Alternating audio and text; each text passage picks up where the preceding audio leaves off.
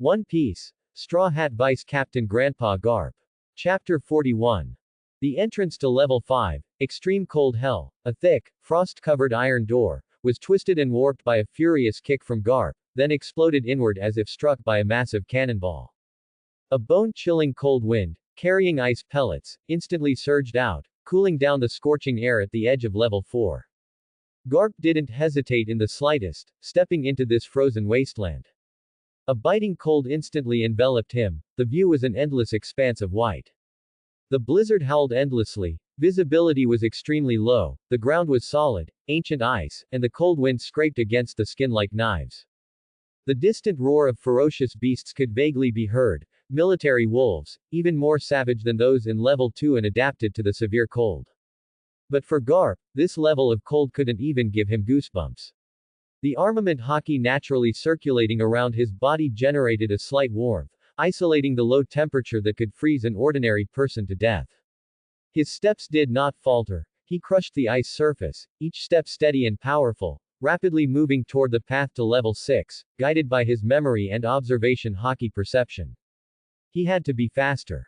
Magellan was temporarily held up by the traitor Shiryu, but no one knew how long it would take for that poison man to break through the obstacle. The Blackbeard pirates were also separated by the gate, but they definitely had other plans. Ace is right below. His speed was extreme, traversing the pale, icy world like black lightning. Soon, a gigantic, downward spiraling ice staircase appeared ahead, one of the main passages connecting Level 5 and Level 6.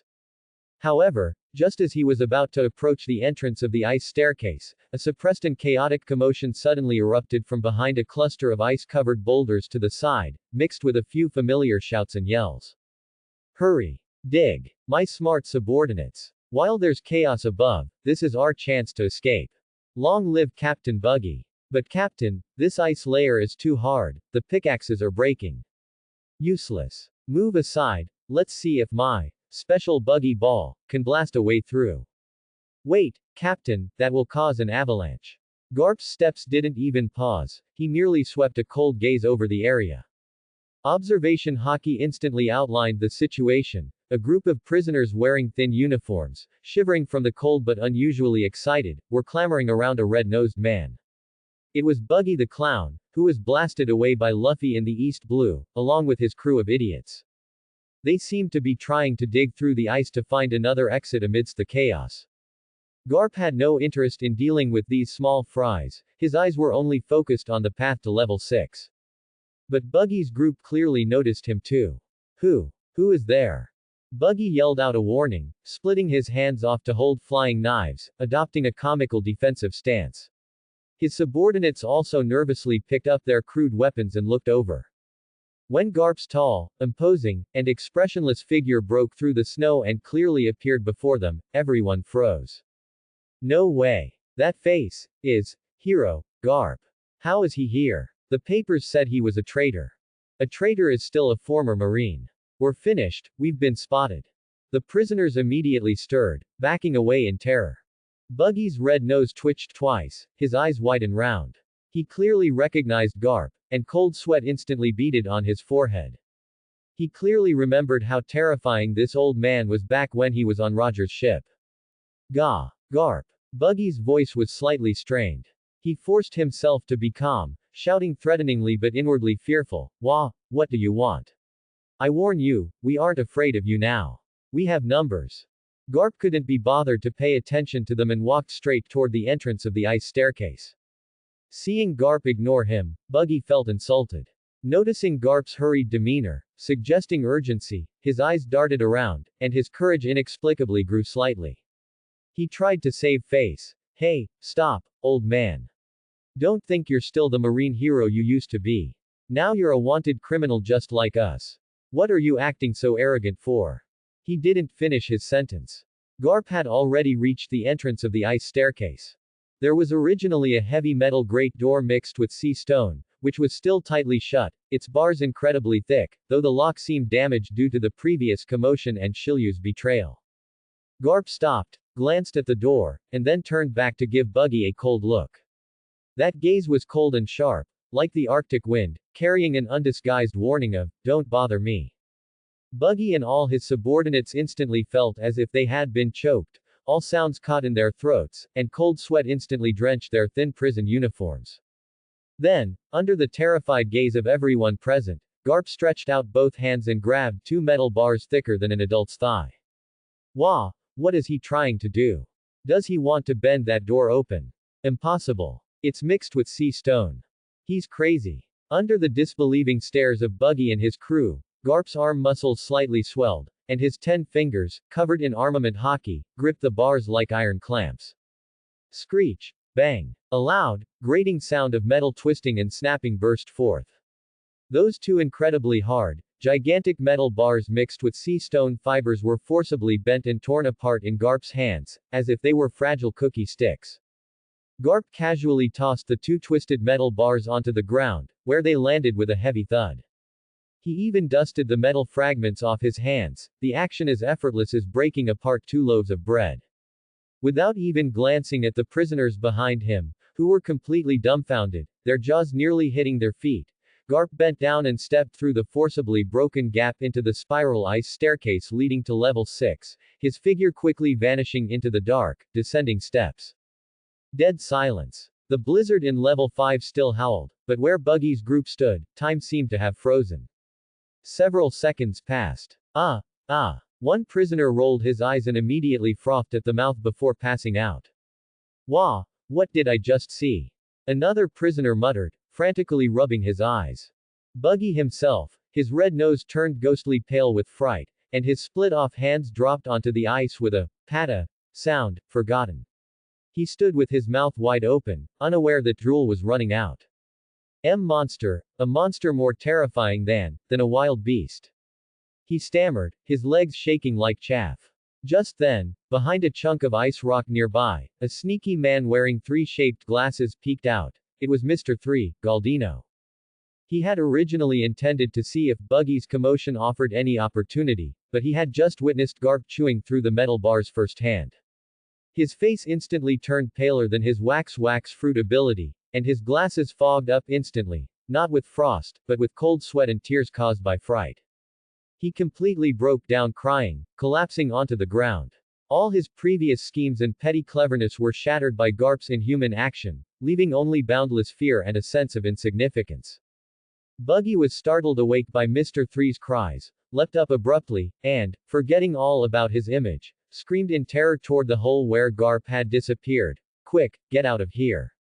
Get away from that old monster. We can't stay in this place. Fumbling, he picked up the hands he had dropped, abandoned all thought of digging an escape route, and, leading his terrified subordinates, scrambled away in the opposite direction from the ice staircase entrance, desperate to get as far as possible from that iron-eating menace. The wind and snow quickly covered their tracks, and also covered the two twisted metal bars that had been snapped and thrown onto the ground. Deep within the spiral ice staircase leading to level 6, it was pitch black and freezing cold. Garp's pace quickened. His observation hockey stretched downward like a tentacle, penetrating layers of rock and ice, attempting to capture Ace's faint presence. However, at one point, his steps slightly paused. His observation hockey perceived that deep beneath the ice and rock in a certain area of this extreme cold hell, there seemed to be a massive, unusually warm, hollow region filled with life activity. The feeling was very peculiar, completely out of place with the surrounding dead stillness and severe cold, as if a boiling furnace was hidden beneath the ice. But that aura was very subtle, with most of its fluctuations cleverly concealed by some power. Level 5.5. New Human Paradise. This rumor about a mysterious space circulating within Impel Down instantly flashed through Garp's mind. It was said to be a secret base left behind by a legendary escapee many years ago. His brow furrowed for a moment. He had no time for this now. He had only one goal. He stopped focusing on the anomalous heat source and concentrated all his attention downward, accelerating toward the deeper, darker, and more despairing level 6, infinite hell. Ace, wait for Grandpa. At the end of the spiral ice staircase was deeper darkness and an almost solidified aura of despair. Level 6, infinite hell. The air here was filled with a suppressive, bloody scent. The light was extremely dim, with only a few sporadic oil lamps on the walls casting flickering, yellowish glows, barely illuminating the deep, endless corridors. On both sides were cells constructed entirely from sea stone mixed with the hardest rock, silent and still, as if they held not living beings, but long decayed corpses. Garp's footsteps echoed particularly clearly in this deathly silent environment, each step treading on years of accumulated dust. His observation hockey spread out with unprecedented intensity, like a fine comb, rapidly sweeping through the cells, searching for that familiar and heart-wrenching aura. Ace is here. Anxiety and fury churned in his chest, almost bursting forth. But he forced himself to calm down, his perception advancing in layers like radar waves. Suddenly, his steps halted abruptly, his gaze sharp as a knife, shooting towards the depths of a branching corridor on the right. There, a faint, yet incredibly familiar aura of fire, though dim, was definitely present. Found it. Just as Garp was about to rush into that corridor. Ah! A suppressed groan of extreme pain, accompanied by the sizzling sound of some liquid violently corroding and evaporating, roared from the entrance of the spiral ice staircase he had just descended. Immediately after, a dark red poisonous fog, far more terrifying and suffocating than the one in level 4, gushed out from the stairwell like a breached flood. Wherever it passed, even the hard rock ground was rapidly corroded and melted, emitting thick, foul-smelling white smoke. A massive, distorted figure, as if crawled out of a hellish blood pool, forcefully pushed aside the remaining obstacles at the ice staircase entrance and stepped into level 6. It was Magellan. But at this moment, his form had undergone a horrifying transformation. His lower body was no longer purplish red venom, but had turned a dark red, like boiling blood. Viscous venom, emitting extreme heat and an aura of destruction, rolled and flowed over him like lava, each drop creating a deep corrosive pit on the ground. Behind him, his huge demon wings became even more grotesque, and 2 curved poisonous horns had even grown on his head. His face was pale, and a trace of blood still lingered at the corner of his mouth, clearly indicating that forcefully breaking through the obstacles and gates created by Shilyu had cost him dearly. But his eyes were filled with a desperate madness and resolve. Garp. Magellan's voice was hoarse and distorted, filled with rage. You won't take another step. He spread his arms, and the dark red ultimate venom furiously gathered and expanded. Poison giant soldier. Judgment of hell. An incomparably massive, gigantic skeleton war god, composed entirely of that dark red destructive venom, suddenly formed before Magellan. It exuded a soul-shaking aura of death, its height almost touching the towering ceiling of level 6. Its mere presence caused the surrounding space to begin distorting, and the air was thoroughly contaminated by the potent poison. This was Magellan's strongest technique, a single touch of which was lethal, capable of even corroding and poisoning the elementalized bodies of devil fruit users. He truly intended to kill, willing to turn parts of level 6 into a wasteland just to stop Garp. Die! Magellan roared, swinging his arms forward violently. The dark red poison giant soldier let out a silent roar, raising its massive venom fist, like a collapsing mountain, bearing down on Garp with an annihilating aura of terror. Where the fist wind passed, deep gullies were corroded into the ground, and venom splattered like a downpour. Facing an attack capable of instantly reducing any strong opponent to withered bones, Garp finally completely lost his patience. Magellan, you truly are utterly annoying. Garp's low growl rolled like muffled thunder deep within the prison. His rescue mission had been obstructed again and again, Ace was within reach yet untouchable, and all his anxiety and fury erupted at this moment. He didn't choose to use his fist, but instead made a move that left everyone watching through the surviving Den Den Mushi surveillance utterly stunned. He slightly lowered his stance, bowed his head, and aimed that granite-hard skull, which had shattered countless powerful foes, at the incoming poison giant soldier. Ding! Detecting host's extreme rage and breakthrough will. Head strength and hockey compatibility increased. Serious headbutt, mode activated.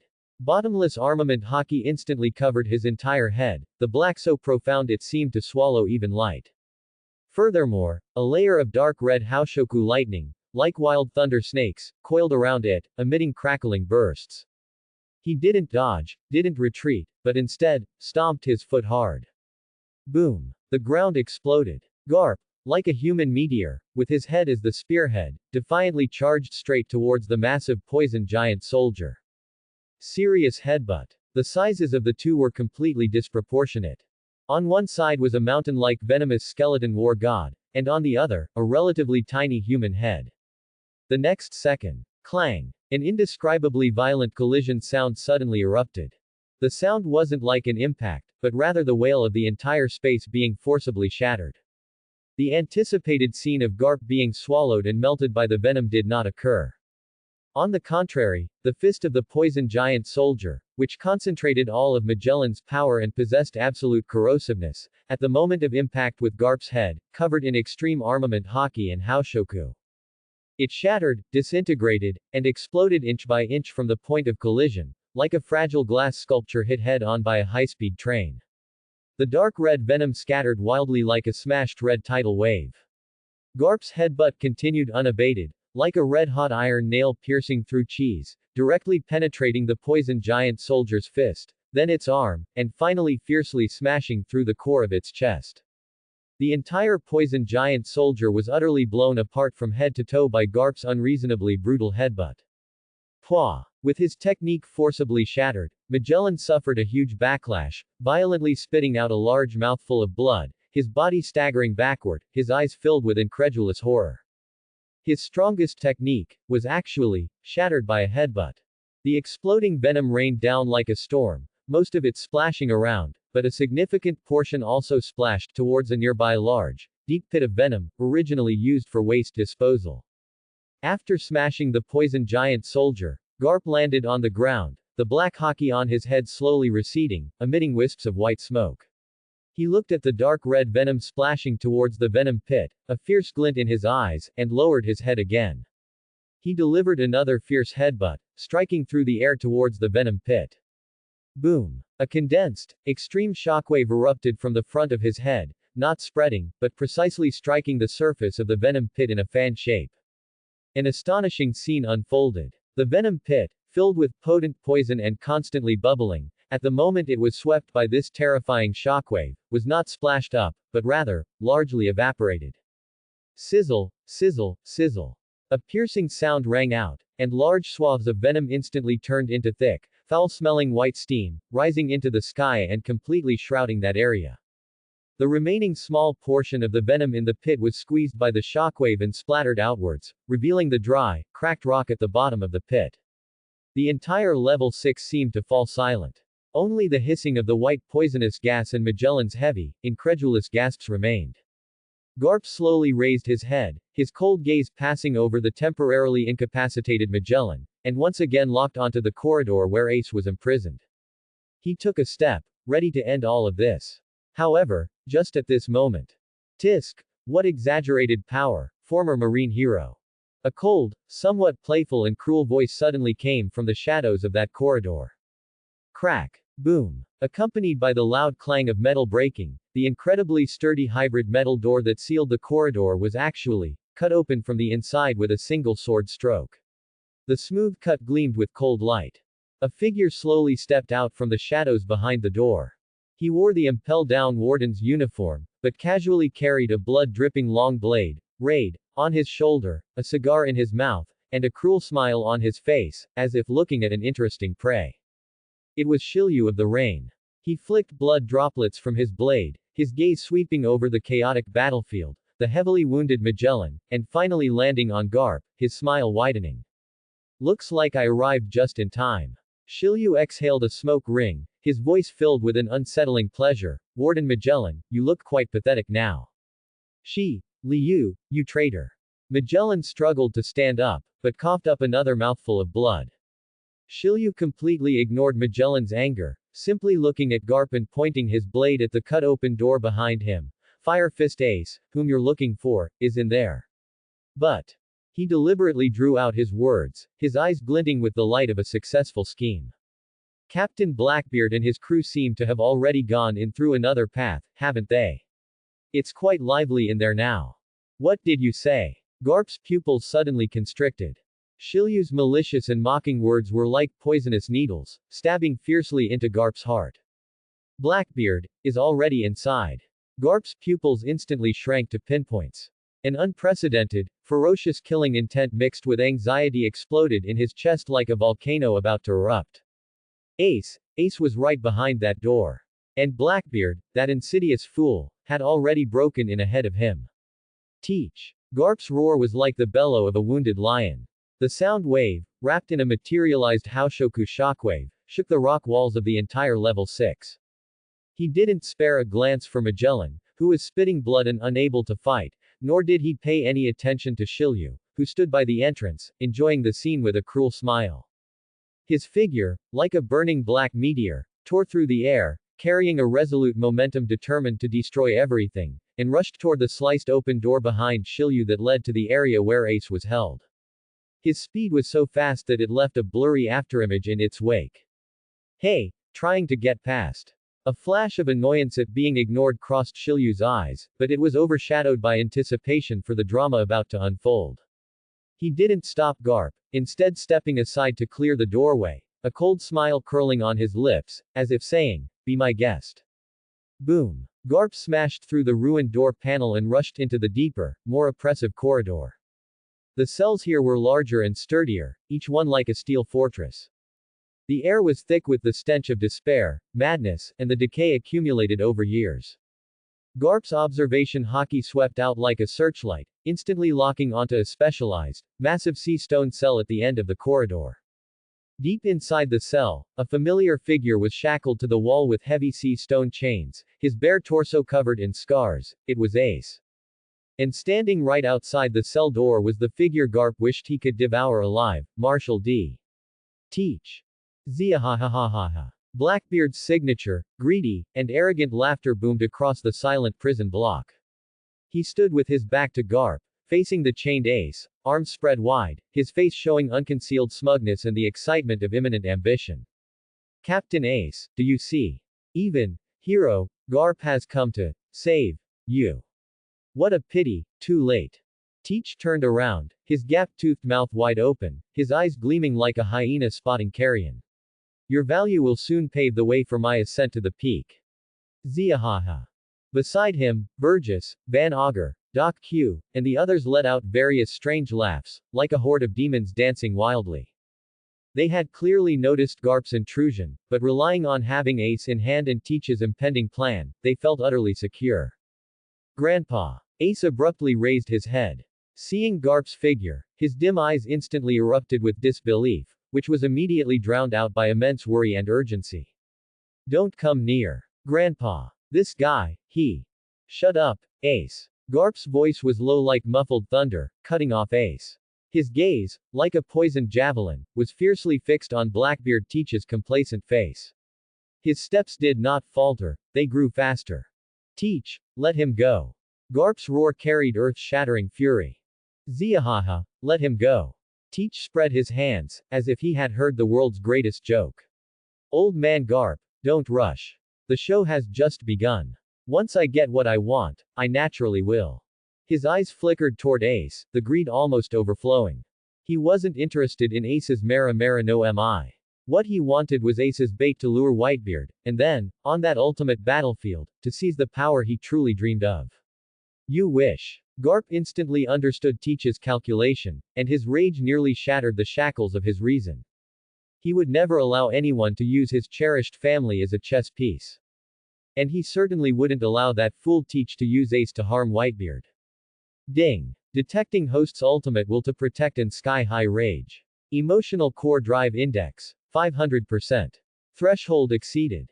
50% serious punch form unlocked. Space tier authority temporarily opened. A torrent of information and an unprecedented sense of power instantly swept through Garp's entire body. The force was so strong that the air around his body began to hum under the stress, causing the space and light to violently twist and collapse. Garp no longer hesitated, nor did he need to find the right angle.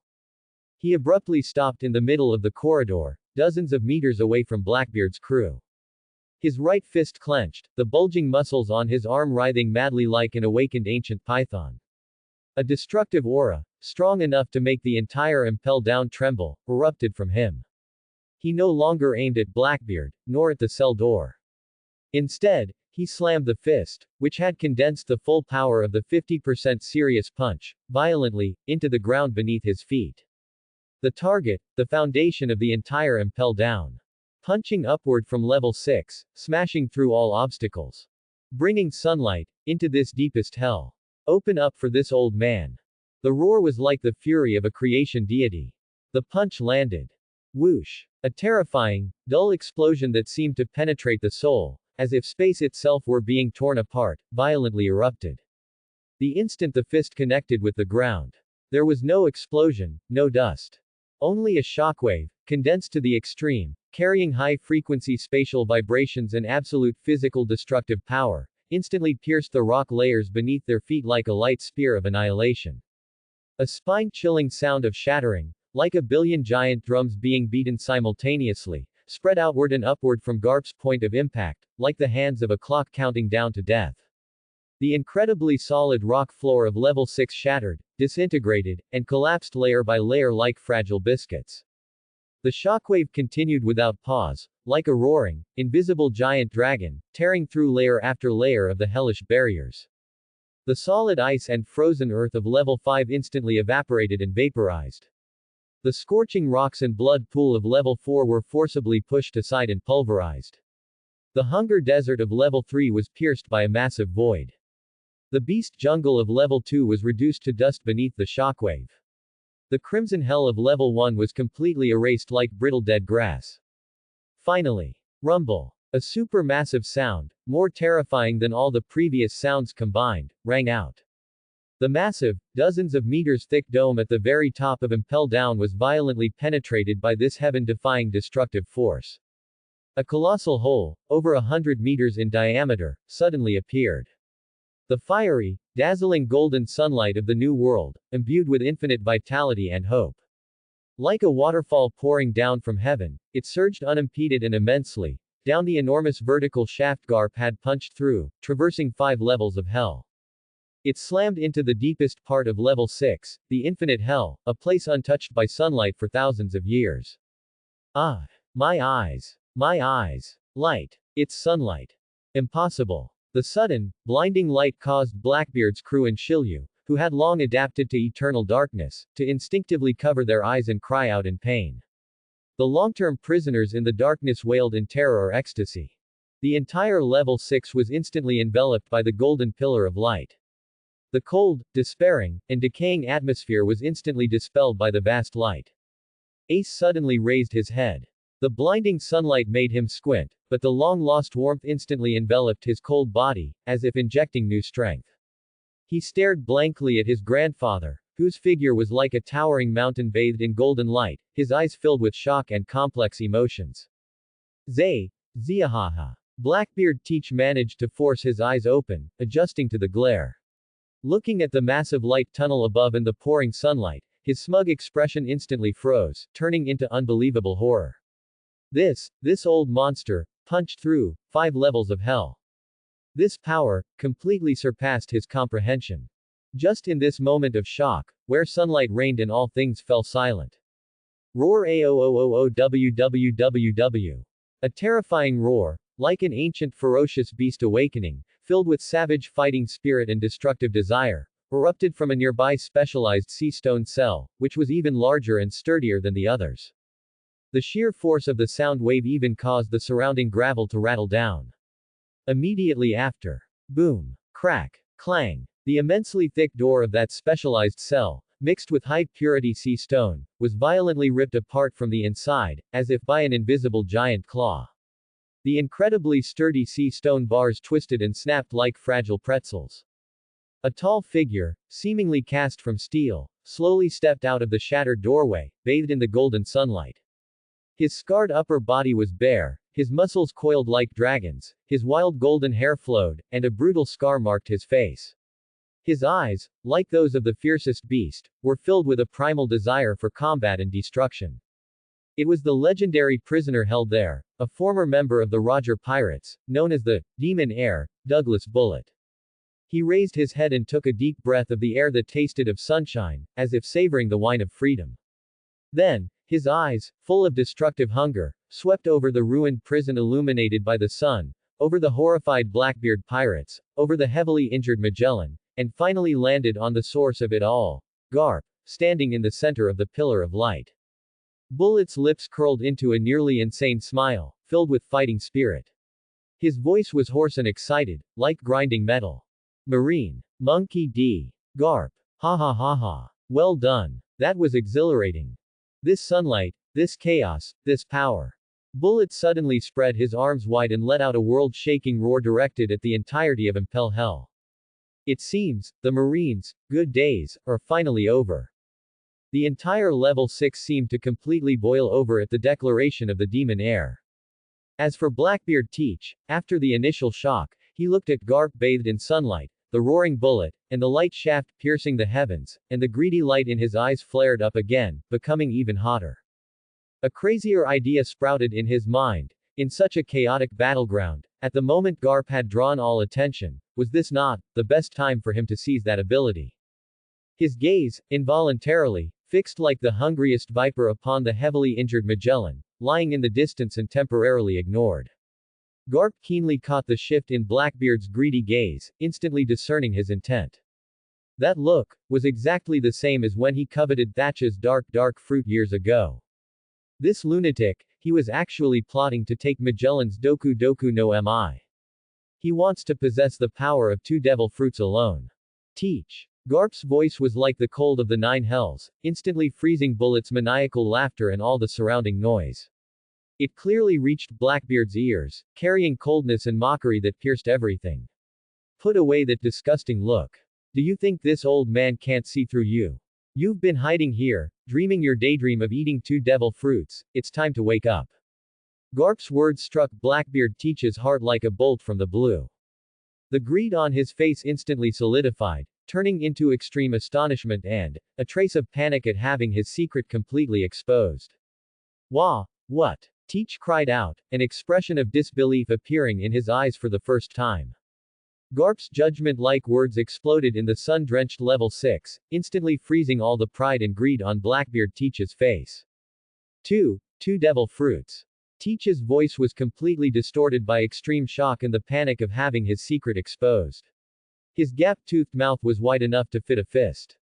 How do you, an old man, know this? The horror in his heart surged like a tsunami. This plan was his ultimate ambition, buried deep in his heart and never fully revealed even to his closest crewmates. How could Garp possibly know? Ziahaha. Captain Teach wants 2 devil fruits. Impossible, right? Burgess, Van Auger, and the others also looked surprised and doubtful, clearly shaken by this sudden revelation. HMPH. A cold light burst forth from Garp's eyes. His penetrating gaze seemed to strip away all of Teach's pretenses. A scumbag like you, who stops at nothing for power, you can't hide the greed in your eyes. Get out of the way. Garp gave Teach no chance to defend himself and had no time to heed his shock. Ace was right in front of him. He stomped his foot and was about to charge toward the prison cell. However, just as Garp was about to burst past Blackbeard's crew. Muhahaha, what a lively scene. Sunlight, chaos, and a marine hero. An extremely rough, boisterous laugh, filled with a heavy nasal tone and undisguised ambition, boomed like muffled thunder from another specialized cell that had just been cracked open by the shockwave. Boom. That equally sturdy cell door was smashed open from the inside by brute force. A man, extremely tall and obese, wearing tattered prison clothes, with messy long hair and a thick beard, strode out. His exposed chest and arms were covered in tattoos, the most conspicuous of which was a crown pattern. His eyes were full of violence, arrogance, and an intense craving for power, as if he were the master of this chaos. It was none other than another vicious legend imprisoned deep within Level 6, the former Impel Down Chief Warden, Tyrant King, Avalo Pizarro, who was locked up here for implementing tyranny. He greedily inhaled a breath of sunlit air, his gaze sweeping over all the powerhouses present before finally landing on Garp, who had the strongest aura. A predatory smile, like a hyena spotting meat, appeared on his face. Muhahaha, I've waited so many years, and finally, this opportunity is here, Marine Hero Garp. You came at the perfect time. I'll use your head to celebrate the reopening of my tyrant empire. He clearly saw Garp as the perfect stepping stone to make a name for himself, establish his authority, and reassert his existence. Lord Pizarro. It's the Tyrant King. Commotion also erupted from nearby cells. Several fierce prisoners, also confined to level 6, took the opportunity to break down their doors and gathered behind Pizarro, like bloodthirsty jackals, greedily surveying the chaotic battlefield and the sunlit corridor, clearly intending to profit from the chaos alongside the tyrant king. Obstructive trash. Garp's eyes were cold, and his anxiety had reached its limit.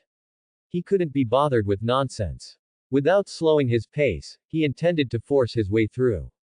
Arrogant. Stay right here. Seeing that Garp dared to ignore him, the tyrant King Pizarro immediately flew into a rage. His massive body erupted with astonishing speed, disproportionate to his size, instantly blocking Garp's path. The muscles in his obese right arm swelled wildly as if inflated, and the strange tattoos on it seemed to come alive, emitting a dangerous red light. Let me show you, my king's fist. A terrifying giant fist, covered in thick armament hockey and swollen larger than Garp himself, tore through the air with a shriek and the tyrant king's arrogant roar, smashing down toward Garp's head. The force was enough to collapse a city wall. Get lost. Garp didn't even pause. Facing this giant fist, which could instantly kill an ordinary vice admiral, he casually threw a punch. Bang! A dull, heart-stopping crash. Pizarro's confident, king's fist, the moment it made contact with Garp's fist, was like hitting the hardest barrier in the world. An unimaginable, terrifying force surged back along his forearm. Huh! The crazy laughter on Pizarro's face instantly froze, turning into extreme horror. He felt his fist, arm, and even half of his body groan under the unbearable strain of this brute force. Garp's fist didn't even retreat an inch. Using the momentum of his charge, he gave his wrist a minuscule shake, and a concentrated burst of shock force erupted. Pua! Pizarro let out a miserable shriek. His swollen, giant right fist, along with the entire arm, exploded with countless fine cracks from the inside, like fragile glass. The armament hockey instantly dissipated. The intense pain caused his massive body to lose balance. Garp's left hand shot out like lightning, grabbing the tattered prison uniform on Pizarro's chest and hoisting his obese body, which weighed at least several hundred pounds, high up like a chicken. The movement was fluid, savage, and precise. Eyesore. Without even looking, Garp exerted force through his arm and violently slammed the shrieking Pizarro toward the side, into the massive, deep pit that Garp's previous shockwave had mostly dried up, but whose bottom was still churning with residual high-temperature venom and scorching rocks. No! Pizarro's scream of terror and despair echoed throughout the prison. Boom! The tyrant king's massive body accurately slammed into the hot venom residue and scorching rocks at the bottom of the deep pit like a meteorite. Sizzle! The sickening sound of flesh burning, accompanied by the tyrant king's heart-wrenching wails, instantly erupted. The hot venom residue and rocks instantly caused large amounts of acrid, burnt white smoke to rise from his obese body. Aha! Hot! I'm burning to death. Pizarro rolled frantically at the bottom of the pit, like a fat pig thrown into boiling water. Where was the prestige of the tyrant king, now? His few newly escaped subordinates were scared out of their wits and scrambled away, crawling and tumbling. Just as Pizarro slammed into the deep pit, splashing up large amounts of hot venom and magma-hot debris. Doc Q. Now! A vicious light flashed in Blackbeard Teach's eyes. Taking advantage of the moment Garp slammed Pizarro, splashing high-temperature matter everywhere, he let out a low growl. Doc Q, standing beside him, suddenly lifted his tattered cloak, revealing hideous virus bombs materialized by the power of the sick fruit, which he violently hurled toward Garp and Ace's cell. Die! Pathogen bomb! Doc Q smirked. The virus bombs, emitting an ominous aura, arced through the air, targeting not Garp himself, but the area beside him and the door frame of Ace's cell. Clearly, the intent was to create chaos and obstruction. Garp's eyes sharpened, and he was about to wave his hand to swat away these annoying objects. Don't you dare obstruct old man Garp! A strange cry suddenly rang out. A small figure with a comical red nose suddenly leapt out from behind a pile of rubble. It was Buggy. He had somehow managed to climb down the massive channel Garp had blasted open. His arms split apart, and with several throwing knives clutched between his fingers, he desperately hurled them at the virus bombs in the air. Buggy ball cover. Minions, protect Ace. Buggy yelled, trying to sound fierce while inwardly trembling, instinctively pulling his neck back. His subordinates also shouted chaotically, throwing out various random objects. Although Buggy's throwing knives were terribly inaccurate and only managed to deflect some of the virus bombs, they still caused a slight interference. Obstructive trash. Blackbeard Teach glared fiercely at the bombs interfered with by Buggy. Unwilling to wait any longer, he took a sudden step toward Ace's cell, his right hand surging with darkness as he reached for Ace. He wanted to personally secure this crucial bargaining chip. Just then, PFF'd. Splash. One virus bomb, whose trajectory had been knocked off course by Buggy's throwing knife, happened to, of all things, hit a rock on the deep pit's edge that had been made extremely brittle by the high heat. It then ricocheted, and landed squarely on the back of the tyrant King Pizarro, who was struggling to climb out of the pit. Ow! Who? Pizarro stumbled from the impact. His massive body, which had just barely managed to stand up, lost balance again, and his foot slipped. Plop. His obese body once again crashed heavily into the hot venom and magma residue at the bottom of the pit. This time, the splashing hot venom and debris scattered like a fountain, showering out even more violently than before. One stream of the scalding, magma-red venom mixture, propelled by the impact force, shot out like an arrow released from a bow. The target was Blackbeard Teach, who had just stepped forward and reached out for Ace. Teach noticed the danger, but the distance was too short, and the venom was too fast. Captain, look out! Burgess exclaimed. A piercing shriek instantly drowned out the Tyrant King's wails. Blackbeard Teach's right hand, which was reaching for Ace, was directly drenched by the scalding venom mixture.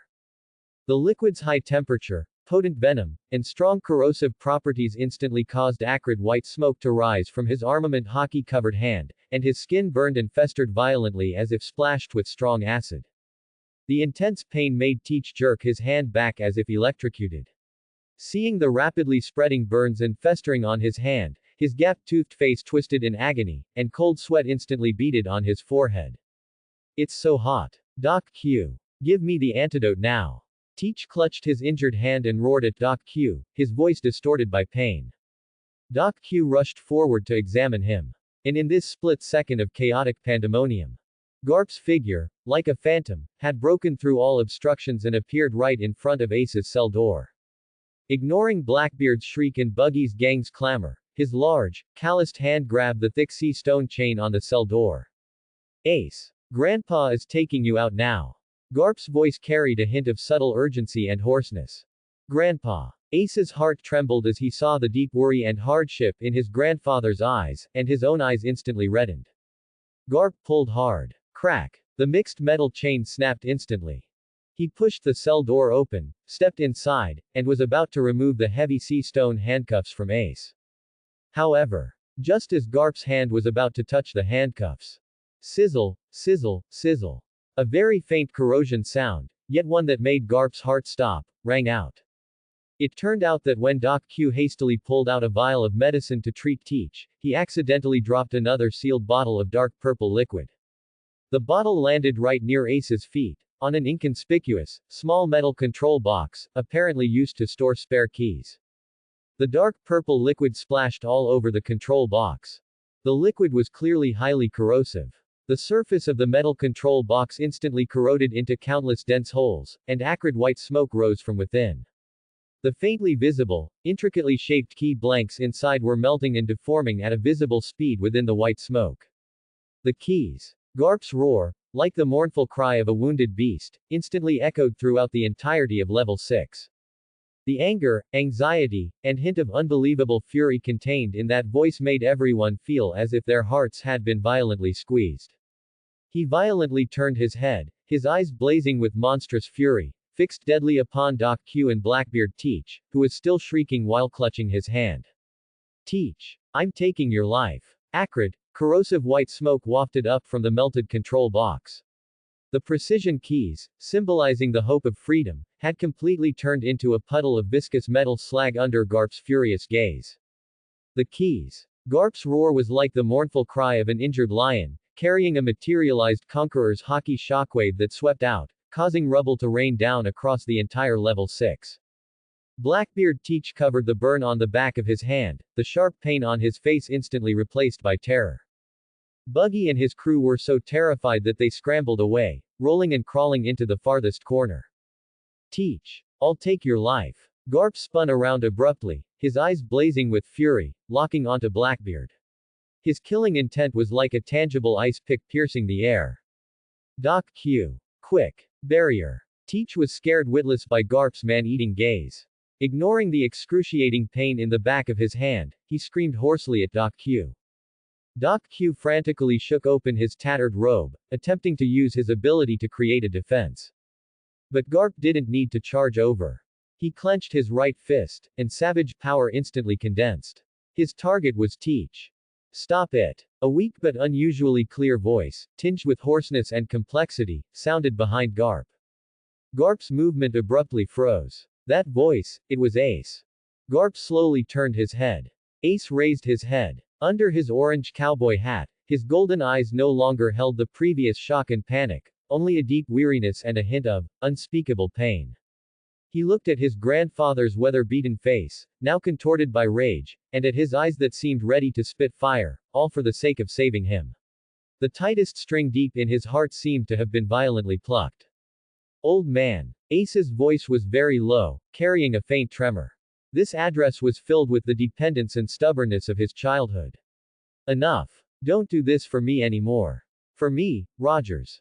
Shut up. Stupid brat. Garp roughly interrupted Ace, his voice like a clap of thunder, drowning out the prison's noise. He strode in front of Ace.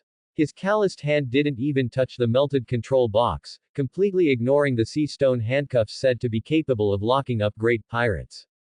Under Ace's astonished gaze, Garp's right hand directly grabbed the cold, heavy sea stone shackles confining his wrist. The shackles were thick and robust, and the dark sea stone shimmered with an indestructible luster. Ace's words were once again choked off by Garp's actions. Garp's 5 fingers suddenly tightened around the shackles.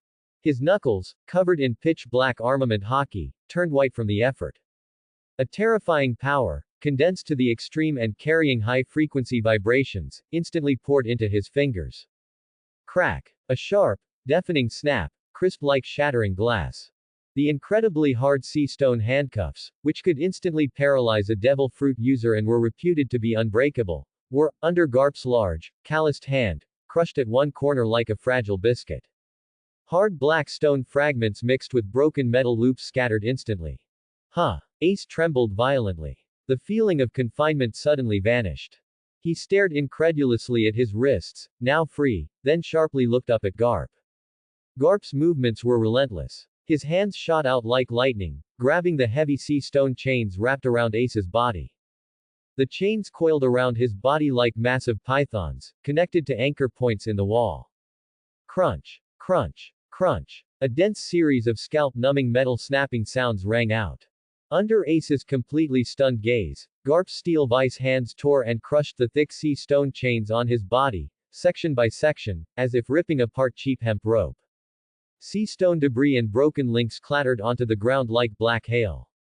The entire process was lightning fast and utterly brutal. No technique, only absolute power.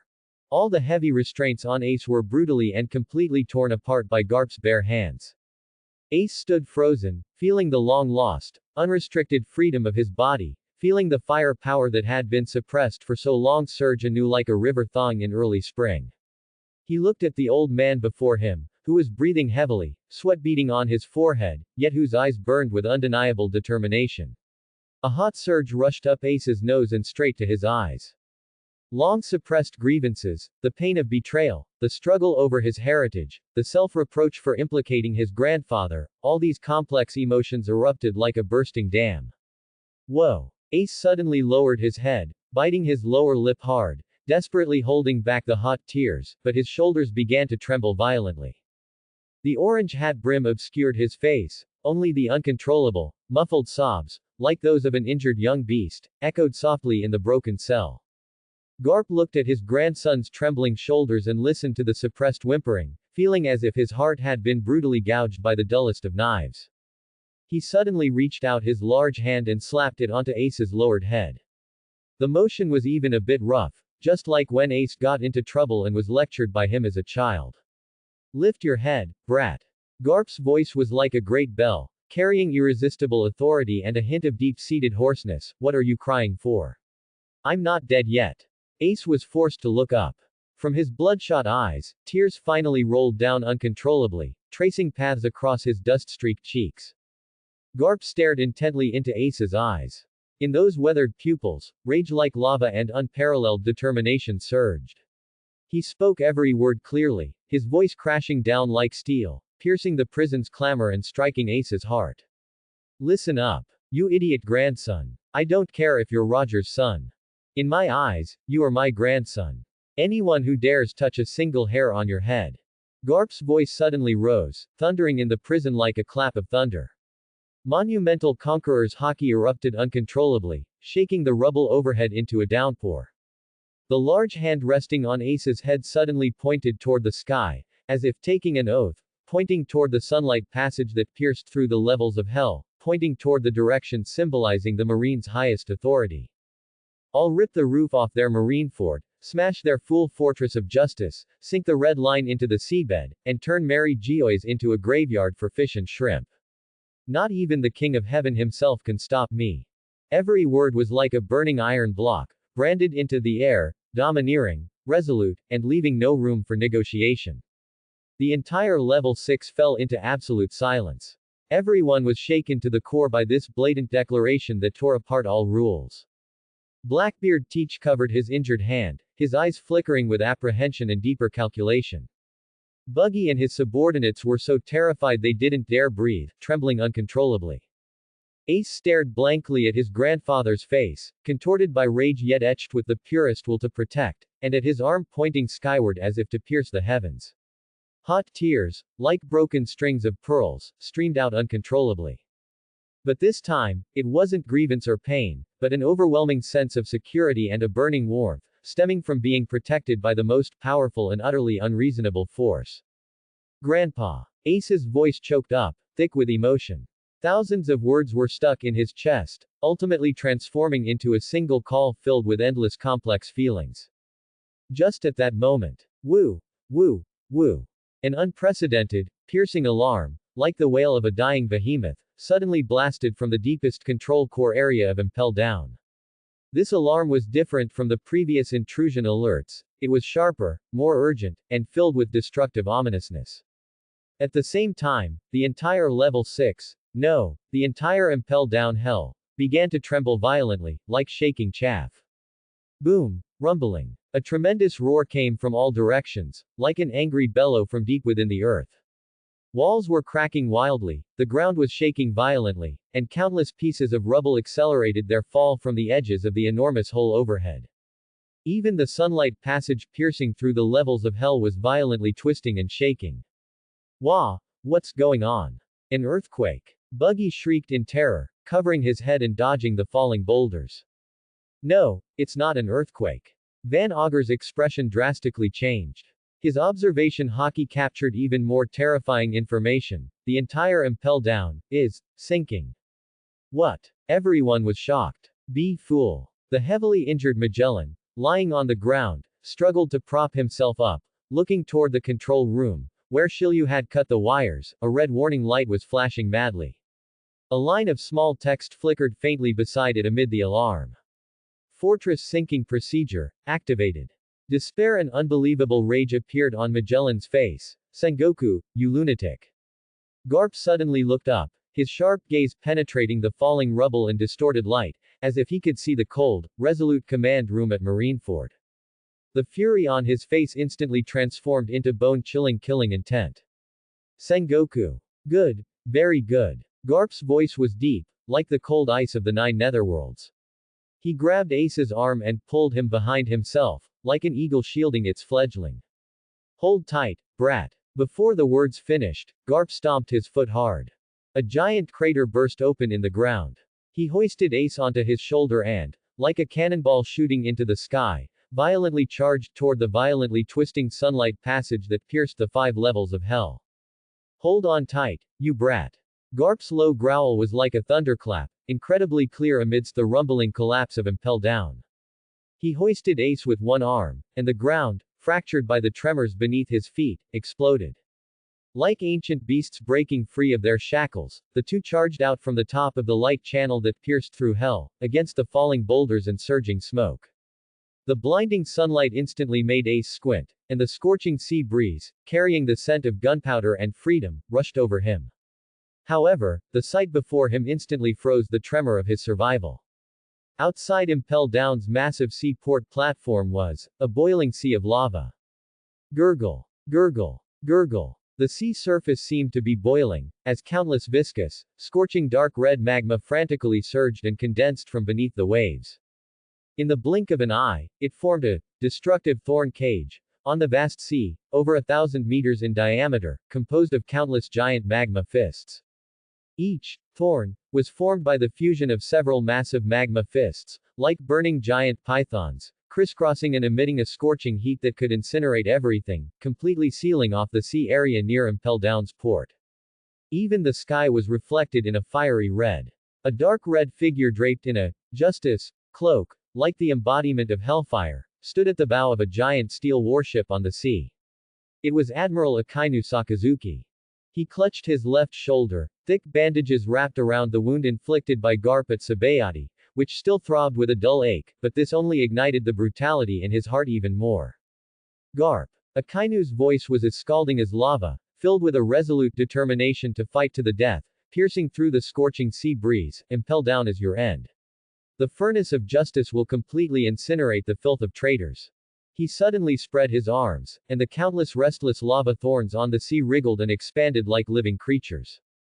Lava iron wall. Thorn hell. With Akainu's roar, his arms swung out violently.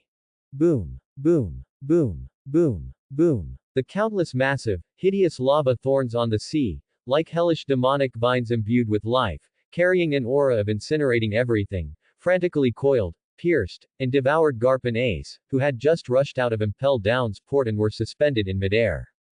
The scorching heat distorted the very air, sealing off all space above, below, left, and right.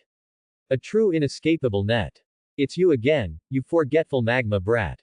Garp looked at Akainu, his eyes flashing with murderous intent. The intertwining of old grudges and new hatred made him completely lose his last shred of patience. Ace's weak breathing was right beside his ear, every second was precious. Grandpa, Ace looked at the lava thorns, which were twisting like hellish claws, and instinctively tightened his grip on Garp's shoulder. Shut up. Watch closely.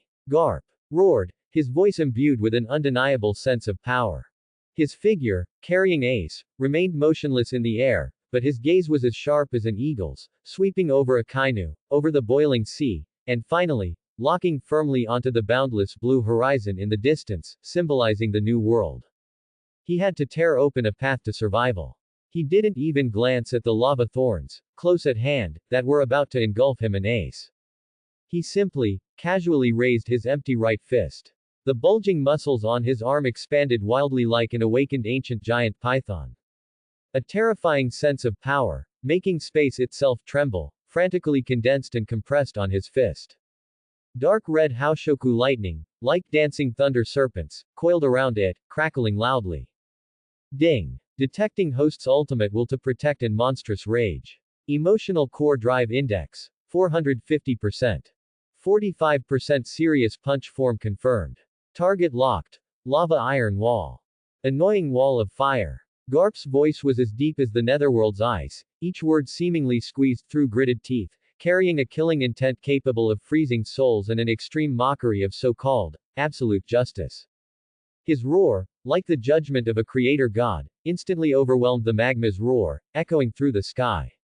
Open for me. The moment the roar fell, the punch was thrown. Ohm. A terrifying, muffled explosion, piercing to the soul, as if space itself was being torn apart, erupted violently. A dark red shockwave, condensed to the extreme and carrying high-frequency spatial vibration ripples, roared out from Garp's fist like a spear of world-ending judgment, instantly tearing through the air. Target the densest, thickest core area where the lava thorns intertwined directly ahead. A deafening, terrifying roar, far exceeding the sound of 10,000 cannons firing simultaneously, erupted on the sea of lava.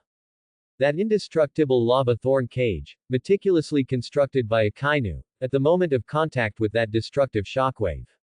The lava thorns in the core area shattered and disintegrated inch by inch like fragile glass. The violent force swept through, forcefully tearing open a vacuum channel dozens of meters wide in the sea of lava, its edges still intensely steaming. At the end of the channel was that boundless blue sea of freedom. Scorching lava fragments splattered like a rainstorm. The sea surface was pushed aside by the shockwave, forming a giant whirlpool. What? The vice admiral on Akainu's flagship shrieked, and his binoculars clattered to the deck. All marine soldiers operating warships and attempting to blockade the periphery instantly froze, as if collectively petrified, staring in disbelief at the sea of lava torn open by brute force. Even Akainu Sakazuki's magma hot will paused for a moment at this unbelievable sight, his pupils contracting violently. His left hand, clutching his wound, unconsciously tightened, and a sharp pain shot through the bandage. Garp, carrying Ace, didn't pause for a second, not even glancing at the remaining lava thorns that had been knocked off course by the shockwave and whistled past them. Go! He let out a low growl, stomping hard on the empty air. His body, like a phantom, charged fiercely through the disintegrating lava fragments and steaming sea mist, following the channel he had punched open. His speed soared to its peak. Ziahahaha. The path is open. My lads. Follow me. The new world awaits us. On the chaotic sea below, Marshal D. Teach stood on a stolen warship, looking at the steaming channel, letting out a greedy, wild laugh, and ordered the helmsman to proceed at full speed. Charge. Captain Buggy will lead you to freedom. Buggy also stood on a smaller, creaking broken ship, his red nose glowing with excitement, leading a group of similarly escaped prisoners, desperately rowing towards the channel. Douglas Bullet, Avalo Pizarro, and other ruthless criminals also used their various abilities, piloting all sorts of ships, like a swarm of sharks smelling blood, frantically rushing towards that path of survival. Deep within Impel Down, in the maintenance area of Level 4, blazing hell. A huge natural hot spring pool was bubbling, with various herbal bags floating on the surface. Several water-soaked, ink-blurred papers floated on the water. Vice Warden Domino's helpless voice sounded nearby. Preliminary estimates: dome repair cost approximately 1.5 billion berries, extensive melting and reconstruction costs for port facilities, estimated to exceed 1.8 billion berries, our fleet's battle damage approximately 800 million berries, potential threat losses due to large-scale Level 6 prisoner breakouts, immeasurable. With each sentence Hannibal heard, his face grew paler, until finally, his entire face was contorted. He suddenly pulled a drenched repair bill from the water, looked at the despair-inducing astronomical figures on it, and let out a heart-wrenching wail that echoed throughout blazing hell.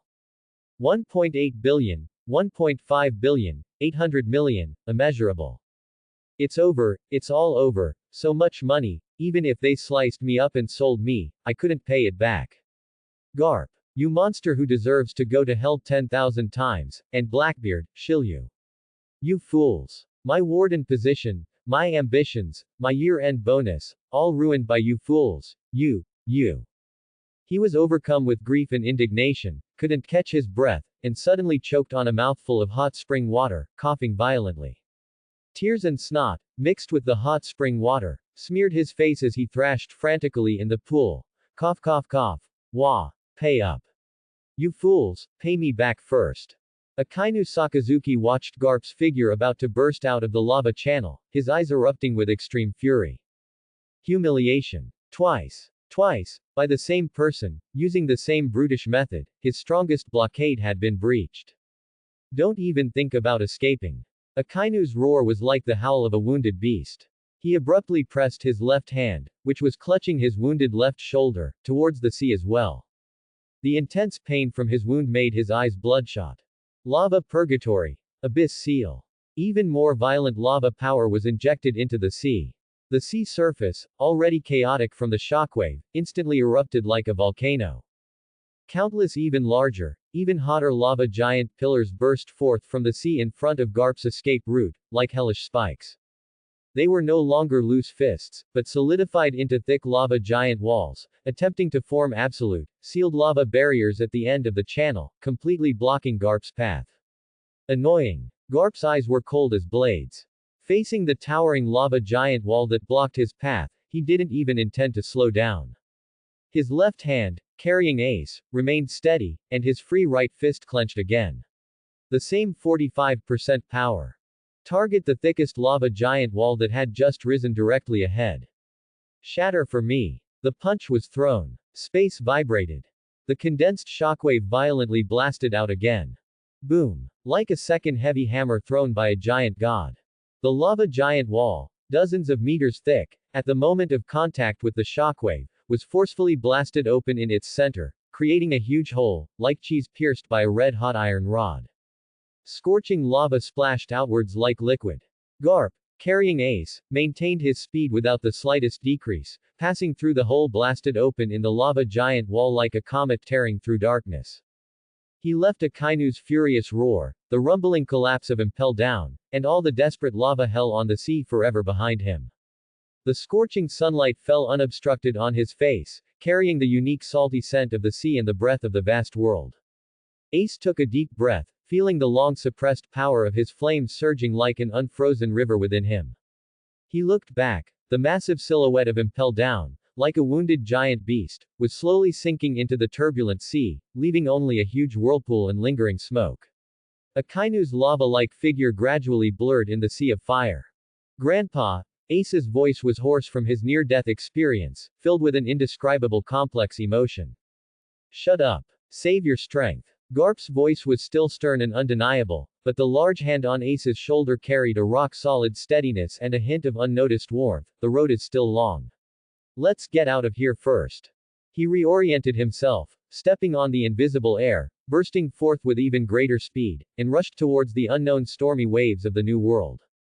Inside the Fleet Admiral's office at Marine Headquarters, the heavy curtains were tightly drawn, blocking out the midday sun and leaving only a few struggling rays to cast pale, mottled shadows on the expensive mahogany floor. The air was as stagnant as lead, permeated with the lingering scent of cigar ashes and an invisible, suffocating pressure. 5 uniquely shaped Den Mushi projectors cast 5 blurry yet authoritative figures onto the large desk, like 5 insurmountable mountain shadows, pressing heavily on Fleet Admiral Sengoku's shoulders. Sengoku the Buddha sat upright in the spacious Fleet Admiral's chair, his back straight, but the knuckles of his hands, tightly clutching prayer beads, were pale white from excessive force, and a faint clack could be clearly heard in the dead silent room. Ace was hijacked, the Marine's face has been swept clean. The voice of the Gorosei with curly hair came through the Den Mushi, cold and smooth, devoid of any emotion, as if reading a cold verdict. The world government's prestige cannot be tarnished. There must be a Marineford war of sufficient weight to reforge the foundation of the Marines with the blood of our enemies. There must be a Marineford war of sufficient weight to reforge the foundation of the Marines with the blood of our enemies. Kaido's daughter, Yamato. The voice of the sword-wielding Gorosei was like a blade scraping cold iron, adding, she carries the Oni bloodline, and is a core member of the Beast's pirates. Her identity, her lineage, is the perfect kindling to ignite this new war. Capture her, and execute her publicly. Sengoku took a deep breath, an unspeakable anger and powerlessness churning in his chest. He looked up, his gaze as sharp as an eagle's, trying to pierce through the blurry projection, using a child as bait to draw her father into the trap, and then luring Whitebeard to rescue her. How is this different from pirates? This violates marine justice. Mind your place, Sengoku. The bald Gorosei's projection suddenly stepped forward, his voice sharply rising, carrying an undeniable authority and cold threat. Justice. Victory is justice. The Marines need an indisputable victory to regain their dignity. Either you personally ignite this new Marineford war, or we'll find someone who understands the will of the world government to sit in that position. Silence. A suffocating silence spread through the office. Sengoku could clearly hear the throbbing of the veins in his temples. He stared intently at the 5 blurry projections representing the world's highest authority, and finally, his clenched fists slowly relaxed, the prayer beads falling limply. He closed his eyes, and when he reopened them, only an unfathomable weariness and a forcefully suppressed anger remained in his gaze, his voice low and hoarse. Understood.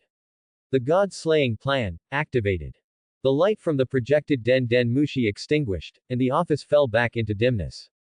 Sengoku sat alone in the vast shadow, like a silent, crumbling stone Buddha. After a long while, he picked up the special Den Mushi on the desk, his voice devoid of any warmth. Sakazuki, Borsellino. Target, Onigashima, Oni Princess, Yamato. Capture alive. At all costs. The top of Onagashima's giant skull, the closest place to the sky in this sea region, was now completely dominated by a blizzard. The cold wind, like a razor wrapped in ice shards, furiously cut at the jagged black rocks, letting out a ghostly wail. Goose feather snow was whipped into pale vortices by the gale, and as far as the eye could see, there was a chaotic, deathly white. Yamato sat cross-legged at the very edge of the cliff, letting the wind and snow lash her exposed upper body. Her orange hair danced wildly in the gale, tiny ice crystals clinging to the ends. Her eyes were closed, her bronze skin showing a resilient texture in the extreme cold, her muscles sleek and powerful. Her kanabo, a ken, was deeply embedded in the ice beside her, like her most loyal companion. This was the highest point of her father Kaido's territory. Beneath her feet was the frenetic pulse of the beast's pirates, and in the distance, the faint but tenacious vitality on the wasteland of Wano country.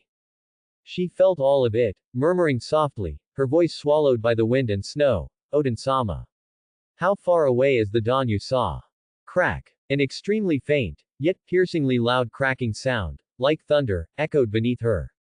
Yamato's eyes snapped open. Her golden pupils instantly contracted to pinpricks, the instinct of a top predator exploding within her.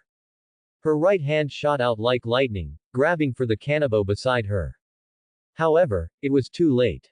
The seemingly thick and hard ice layer she was sitting on, without warning, suddenly burst into countless spiderweb-like cracks from its center, like fragile glass.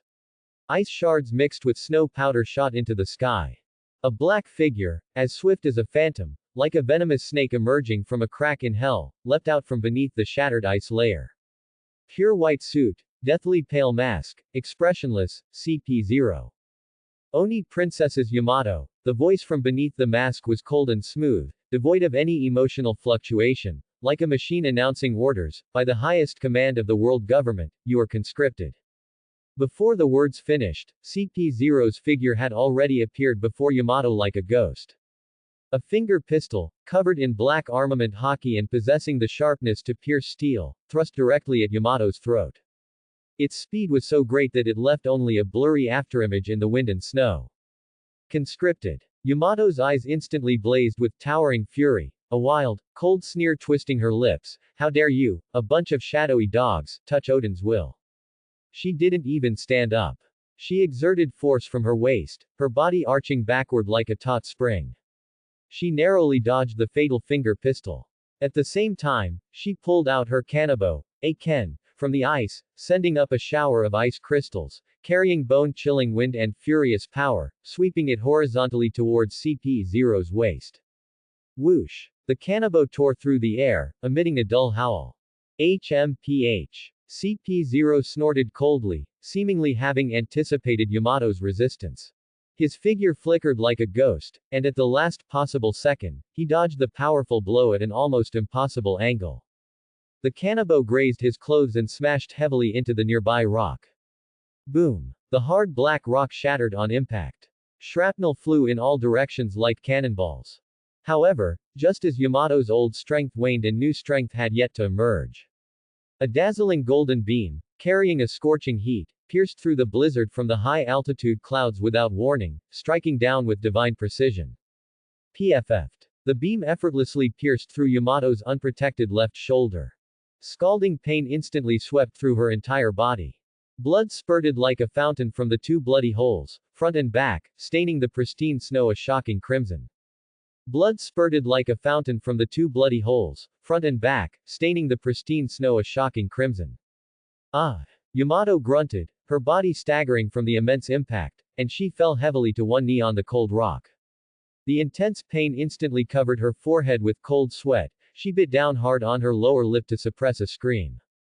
In the wind and snow, a lazy voice with a hint of mockery came from high above. Speed is weight, you know being kicked by light doesn't feel good, does it? Kizaru Borsellino's figure slowly materialized in the wind and snow. He stood in midair, a faint golden glow still lingering on his fingertips from firing the laser, his head tilted, a familiar, irritatingly playful smile on his face. Marine Admiral. Yamato looked up, her golden pupils burning with fury and defiance, staring intently at Kizaru, and the world government's dogs. You've gone to great lengths to catch me. Can't be helped tilde. Kizaru spread his hands, his tone still nonchalant. Who told you that you're the key kindling for this new Marineford war? A sacrifice personally chosen by the Gorosei-sama, priceless, you know tilde.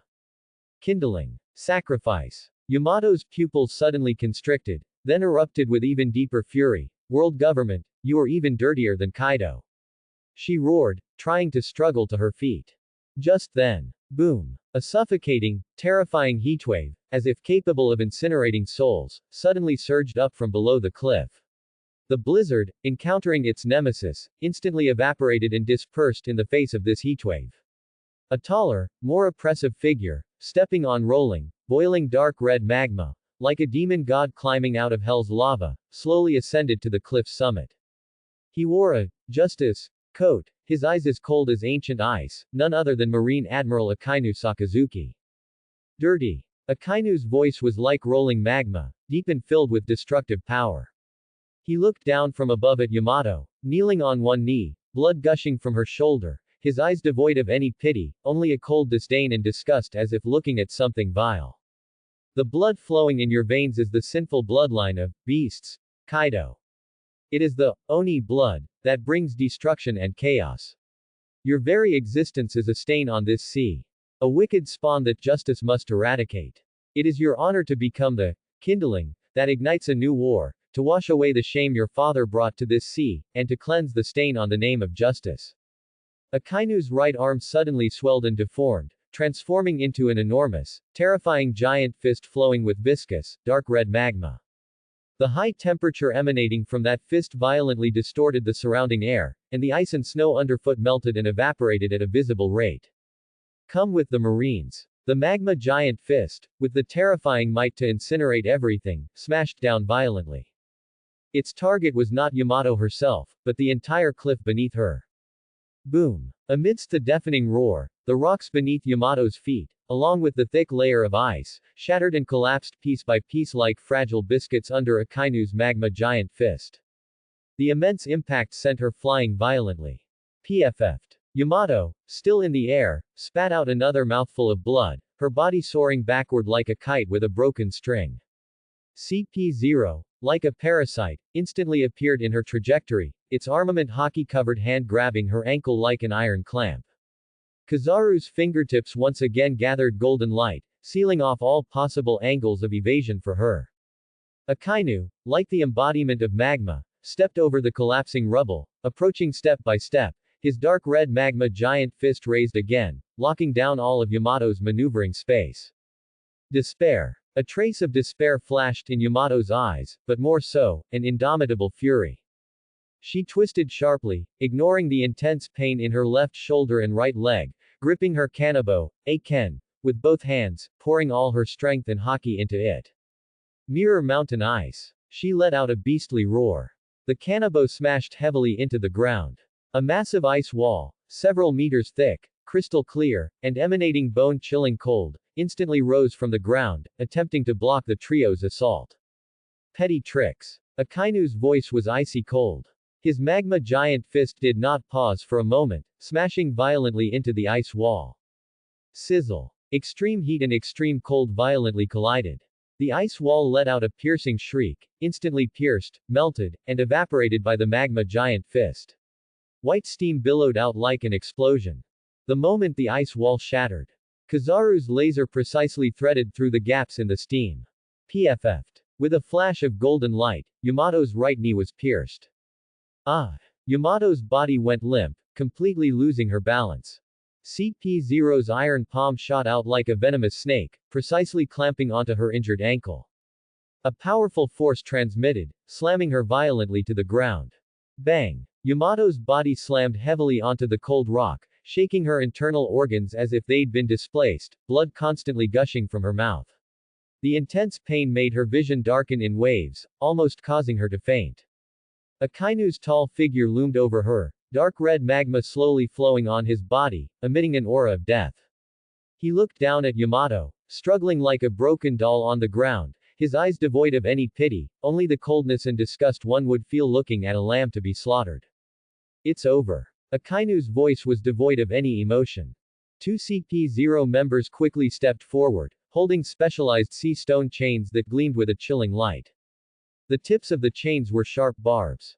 They showed no hesitation, their movements precise and ruthless.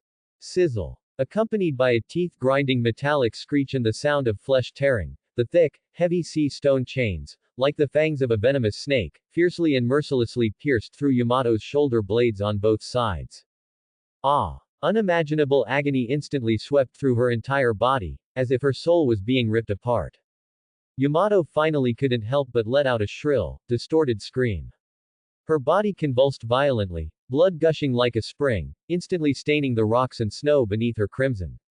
The suppressive force of the sea stone made all her strength recede like a tide, making even struggling incredibly difficult. Akainu expressionlessly lifted his foot, his heavy military boot, still warm with lingering magma, savagely stepped on Yamato's blood and mud-stained face, grinding her face, contorted in agony, firmly into the cold rock. The scorching sole of his boot and the cold rock squeezed her flesh, emitting a faint, sizzle, sound. The wind and snow seemed to freeze at this moment. Only Akainu's cold, judgmental voice echoed across Onagashima's summit, clearly reaching everyone's ears. With your blood, wash away the disgrace to justice. The wind and snow caught a corner of Akainu's justice coat behind him, making it flap loudly.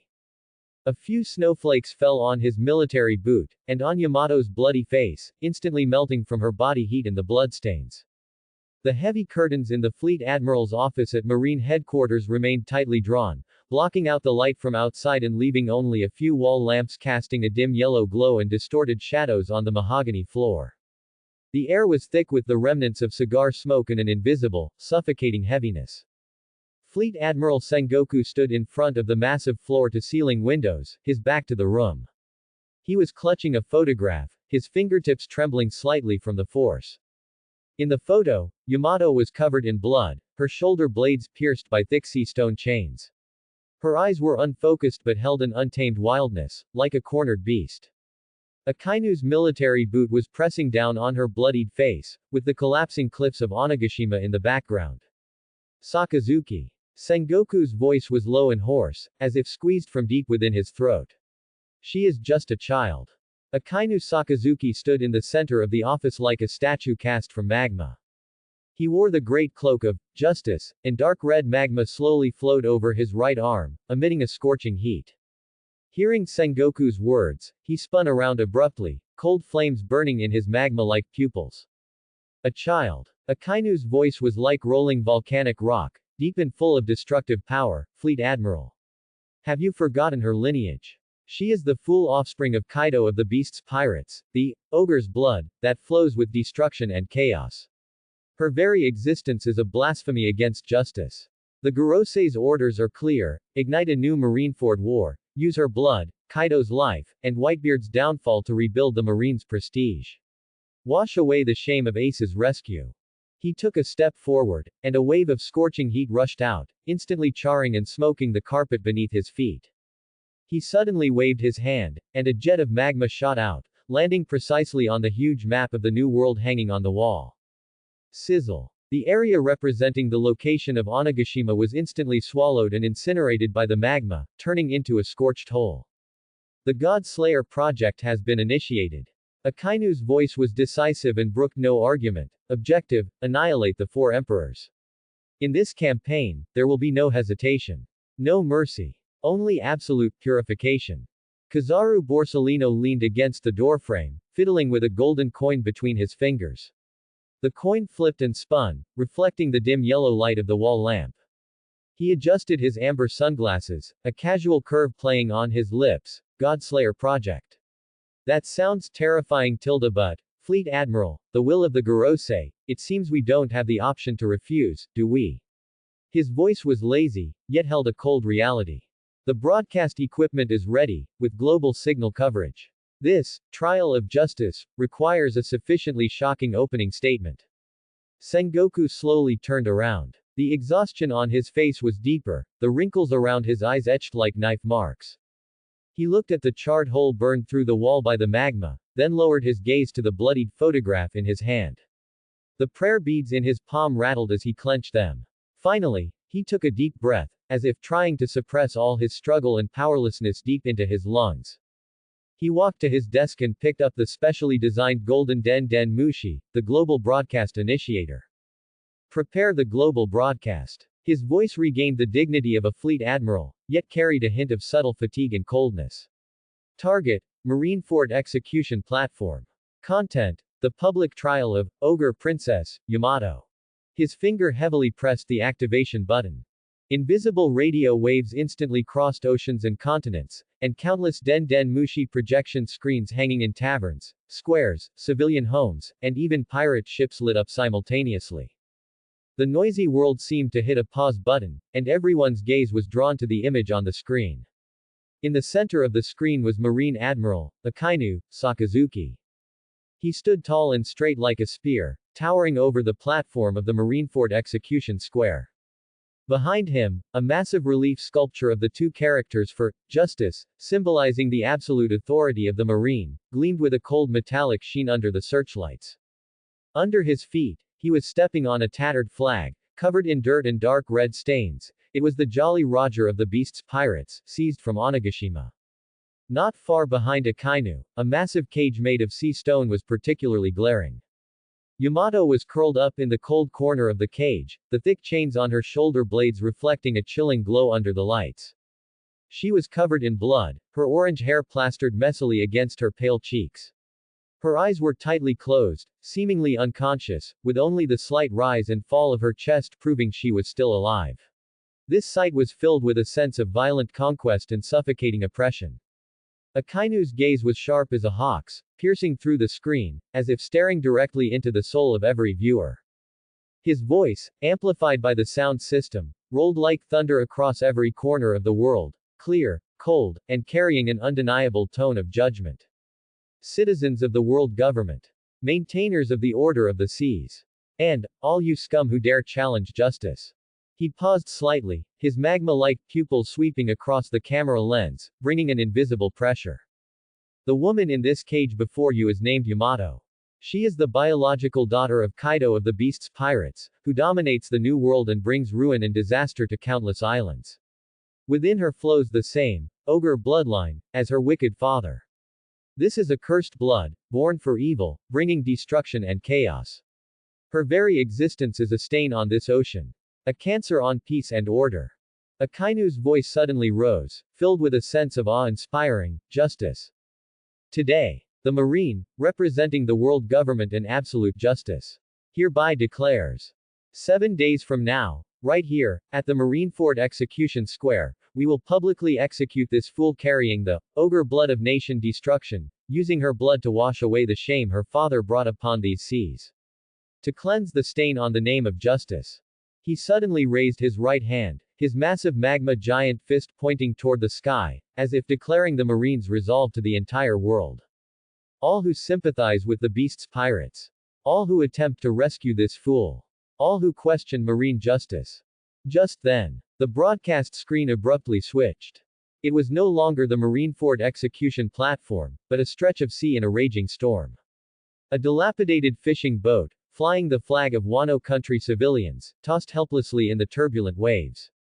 Aboard the ship were terrified women, elderly people, and children clinging to their mothers and crying.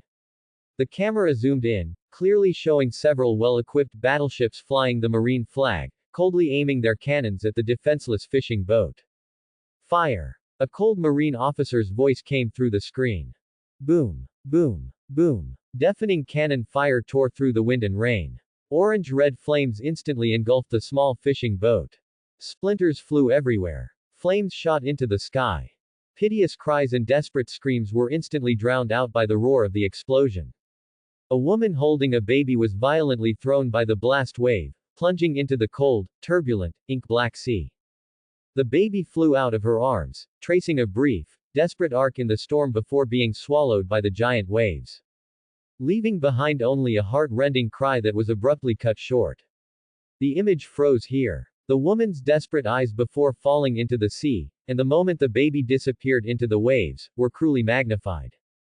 Becoming the most glaring footnote to this declaration of justice. Akainu's cold voice, like a final judgment, rang out again, overriding the lingering sound of the explosion and the howling wind and rain, clearly reaching the ears of every stunned viewer shocked by the bloody scene. Death by association. Dead silence fell over the Sunny's deck. The orange in Nami's hand dropped onto the deck with a thud, smashing to pieces and splattering juice. Her face was ashen white, and she desperately clamped her hands over her mouth, her body shaking uncontrollably as tears streamed down like broken strings of pearls. The image of the woman and baby falling into the sea burned onto her retina like a red-hot branding iron. Ani, animals. Robin's voice trembled with an unprecedented intensity. The book in her hand slipped to the floor, and her fingertips dug deep into her palm, leaving crescent-shaped bloody marks. Her eyes, usually calm and profound, now surged with cold fury and unbelievable horror. Is this the justice they speak of? Zoro's hand was already resting on the hilt of his Wado Ikimonchi, his knuckles white and emitting a slight creak from the force. He kept his single eye tightly shut, veins bulging on his forehead, and a sharp killing intent uncontrollably spread out. The cigarette in Sanji's mouth had long gone out. He stared intently at the baby falling into the sea on the screen, his golden bangs hanging down to obscure his eyes, his aura as cold as Arctic ice. Usopp and Chopper huddled together, trembling in fear, their faces smeared with tears and snot. Frankie held his head, his mechanical arm making a creaking sound. Super cruel. The soul fire in Brook's eye sockets flickered violently. Yo-ho-ho-ho, this truly is a scene from hell. Luffy lowered his head, the shadow of his straw hat obscuring his face. He made no sound, nor did his body tremble. But everyone could feel a terrifying aura, suppressed to the extreme, like an impending volcanic eruption, wildly gathering around him. Fine. Dense cracks silently appeared on the deck beneath his feet. Luffy. Nami said, her voice choked with tears, looking at him worriedly. Just then, Luffy suddenly raised his head. Beneath the straw hat, his eyes were no longer clear or merely angry, but a pure, ultimate crimson, burning with hellfire. A furious conqueror's haki erupted around him like an uncontrolled hurricane. Wang. The air hummed under the unbearable pressure. The Sunny's mast shook violently. Even the clouds in the sky seemed to be stirred by this force. Marine. Luffy's roar was like the bellow of a wounded beast, full of boundless rage and the desire for destruction. He glared intensely at Akainu's cold face on the screen, and at the frozen bloody image, every word squeezed out between his teeth, wrapped in a fury capable of incinerating everything. I'm going to beat you all to oblivion. Within the Void Century throne chamber. 5 figures stood silently before a massive screen, watching Akainu's declaration and the bloody shelling scene. The curly-haired Gorosei member curled his lip into a satisfied arc. The spark has been ignited. The sword-wielding Gorosei member stroked his sword hilt. Fear is the best catalyst. The bald Gorosei member's voice was cold. Let fear consume all resistance. The long-bearded Gorosei member. The war has begun. The last figure, with deep-set eyes, let the ocean burn in fear. The light from the screen cast flickering shadows on their faces, making them look like demon gods gazing upon the mortal world from the abyss. Inside the Sunny's cabin, the air was solidified like a block of lead. Leftover meat bones and empty wine barrels were scattered on the table. Just minutes ago, the cabin had echoed with Usopp's boastful laughter and Chopper's playful squeals as Frankie's jokes made him roll around on the floor. But now, everything was dead. Plop. The plump, juicy orange Nami held slipped from her unconsciously loosened fingers, crashing heavily onto the teak floor and smashing into a pulpy mess. The golden juice splattered like tears, staining her pant leg. She didn't notice. Her eyes were fixed rigidly on the massive projected Den Den Mushi screen on the wall, her pupils trembling violently, reflecting the hellish scene. Amidst the raging waves, a dilapidated fishing boat was swallowed by the orange-red tongues of flame from marine cannons, and a woman holding a baby was flung into the dark, churning sea, which resembled the throat of a giant beast. The tiny swaddling blanket traced an arc of despair in the wind and rain, instantly swallowed by the inky waves. A silent scream seemed to pierce the screen and harshly choke her. Beasts. Nami's voice was a broken, tearful whisper, faint as a mosquito's buzz, yet it was like a needle puncturing the silence. Her body began to tremble violently and uncontrollably, her face pale as paper. Tears rolled down silently like broken strings of pearls, hitting the splattered orange juice and mixing into a muddy liquid. How dare they, do this to civilians, to children? Is this what they call justice? Robin's voice rang out beside Nami, low, cold, and with a quality almost like metal scraping. The book in her hand had long since slipped to the floor, its cover stained. Those eyes, always calm and profound, as if they held all the secrets of the world, were now surging with an unprecedented, almost tangible, cold fury. Her fingertips dug deep into her palm, leaving clear, crescent-shaped blood marks, but she seemed not to feel the pain. To force Kaido to show himself, to ignite a war, they resort to slaughter, using the lives of the innocent as fuel. This is more despicable than any pirate. The last two words were spoken softly, yet they were like poisoned ice picks.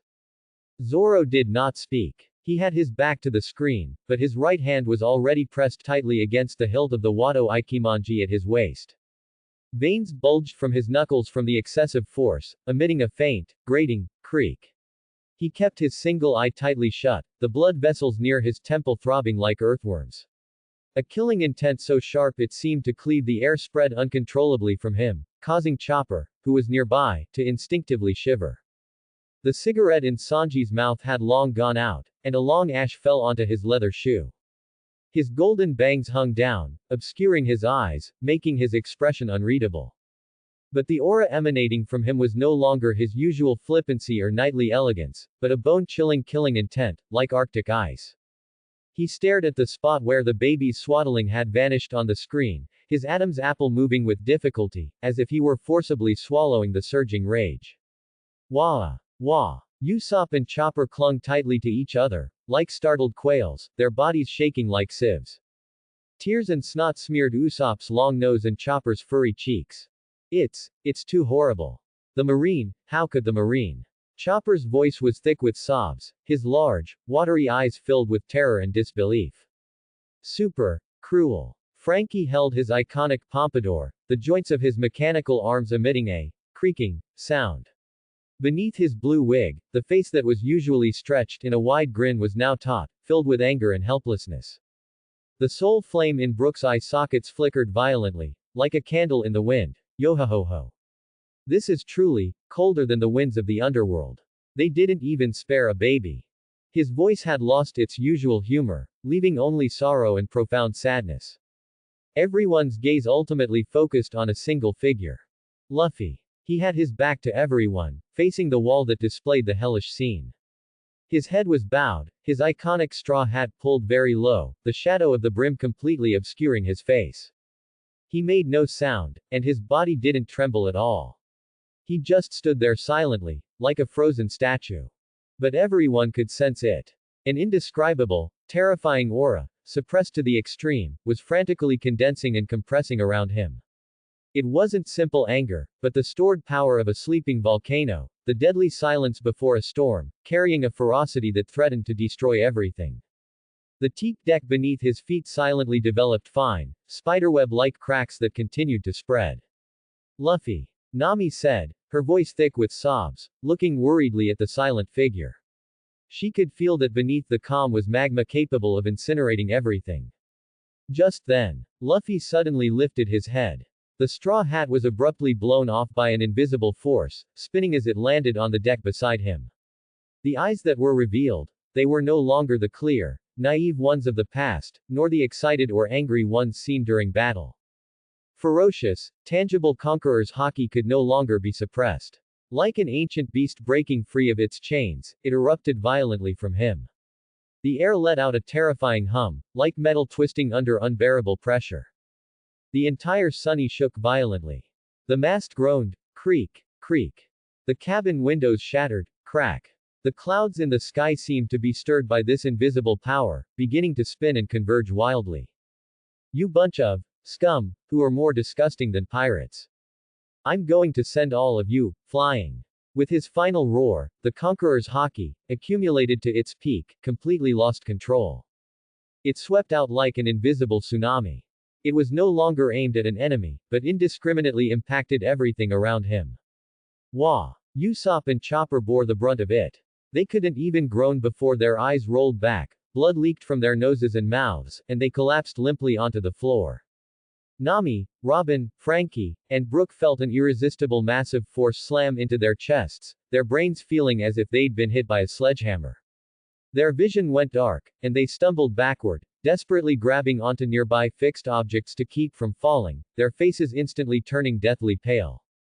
Zoro let out a muffled grunt, veins popping on the hand gripping his sword. His body was pinned to the spot like a javelin, but fine cold sweat seeped from his temples. Sanji's hard, custom leather shoes scraped two jarring white marks on the deck before he barely managed to steady himself. The entire Sunny was as if caught in an invisible storm. The air warped. The light flickered. Luffy, calm down. Zoro suddenly opened his single eye and shouted sharply, trying to wake the captain consumed by rage. Idiot captain. Are you trying to sink the ship? Sanji also roared, his voice laced with anxiety. However, Luffy seemed deaf to all sounds.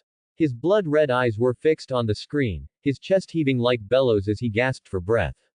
The ferocious Haoshoku rolled and roared around him as if alive, sending his straw hat tumbling across the deck. Just then, shut up, you brats. A loud, impatient voice, like a clap of thunder, came from the entrance to the deck. It instantly drowned out the hum of the Conqueror's hockey and the groaning of the ship. Garp's tall figure appeared in the doorway. He was shirtless, his short, gray hair standing on end, and he was holding a half-eaten senbei in his hand. He frowned as he looked at the chaos in the dining hall, the unconscious Usopp and Chopper, the pale-faced Nami and Robin, the highly vigilant Zoro and Sanji, and Luffy, the center of the storm, whose eyes were blood-red like a wild beast. Garp's gaze swept over the bloody, frozen image projected by the Den Den Mushi on the wall.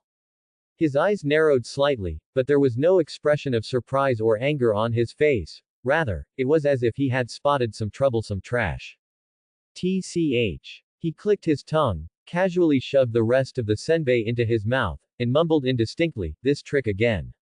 Sengoku, that old guy, still hasn't improved after decades." He strode into the center of the storm. The impact of the ferocious Conqueror's hockey hit him like it was striking an invisible reef, failing to even ruffle his clothes. He walked straight up to Luffy, extended his large, calloused hand, one capable of crushing steel, and unceremoniously, heavily pressed it down on Luffy's messy black hair. "Hey, brat." Garp's voice carried undeniable force, ringing in Luffy's ear like a massive bell. "Are you done throwing your fit? Do you want to tear the ship apart or knock out all your crewmates?" Luffy's body jolted violently. He was as if forcibly dragged back to reality from some nightmare. He looked up at his grandfather's weather-beaten face, which was currently filled with impatience. "Grandpa." Luffy's voice was hoarse and thick with mucus. The redness in his eyes slowly receded like a tide, but the towering rage and desire for destruction still burned fiercely in their depths. "The Marine, they." "What about, they?" Garp interrupted him, vigorously rubbing Luffy's head, turning his already messy hair into a bird's nest. "So they started a Marineford war. So they grabbed another hostage. So they killed a few more civilians. What's the big deal?"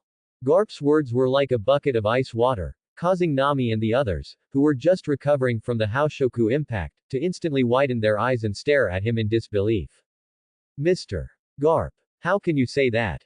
Nami couldn't help but shout, her voice filled with sobs and anger. "They killed civilians. They killed children." Garp glanced at Nami and snorted, "So what? Will crying bring the dead back to life? Or are you planning to hold a memorial service here and then turn around and go home?" He removed his hand from Luffy's head, placed his hands on his hips, and let his gaze sweep over every member of the Straw Hat Pirates on the deck, finally settling back on Luffy.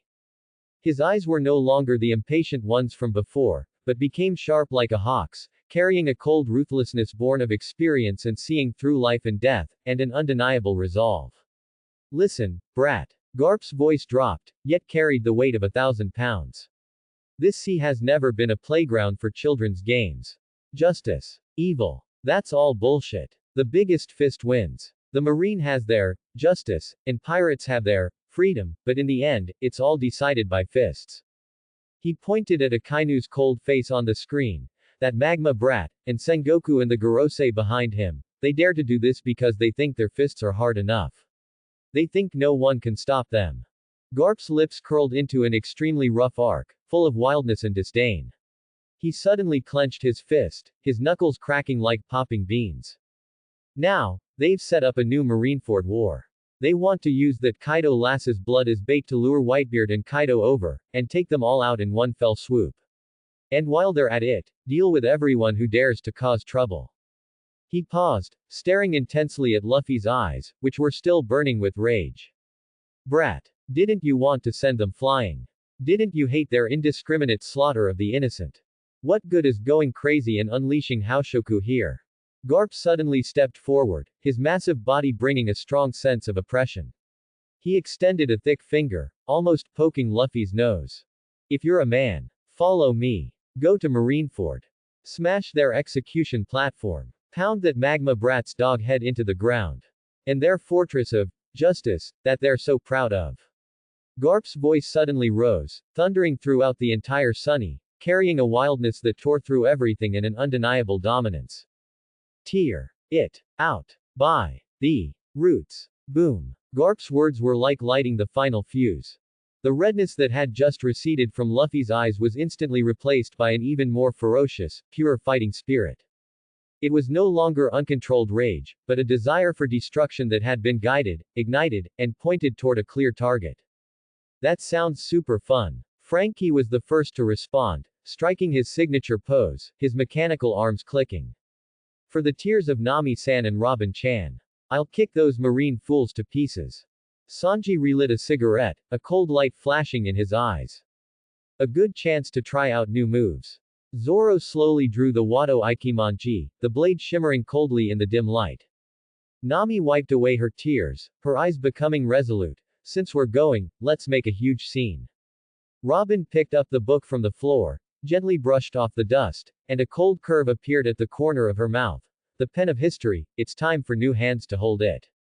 Brook helped up the unconscious Usopp and Chopper. Yo-ho-ho-ho. Although it's terrifying, since my crewmates are going. I can't be left behind. Garp looked at the Straw Hat Pirates, whose fighting spirit had instantly been ignited, especially the light in his grandson's eyes, which was once again burning bright like a star. He grinned, showing an extremely satisfied and rugged smile, and waved his large hand.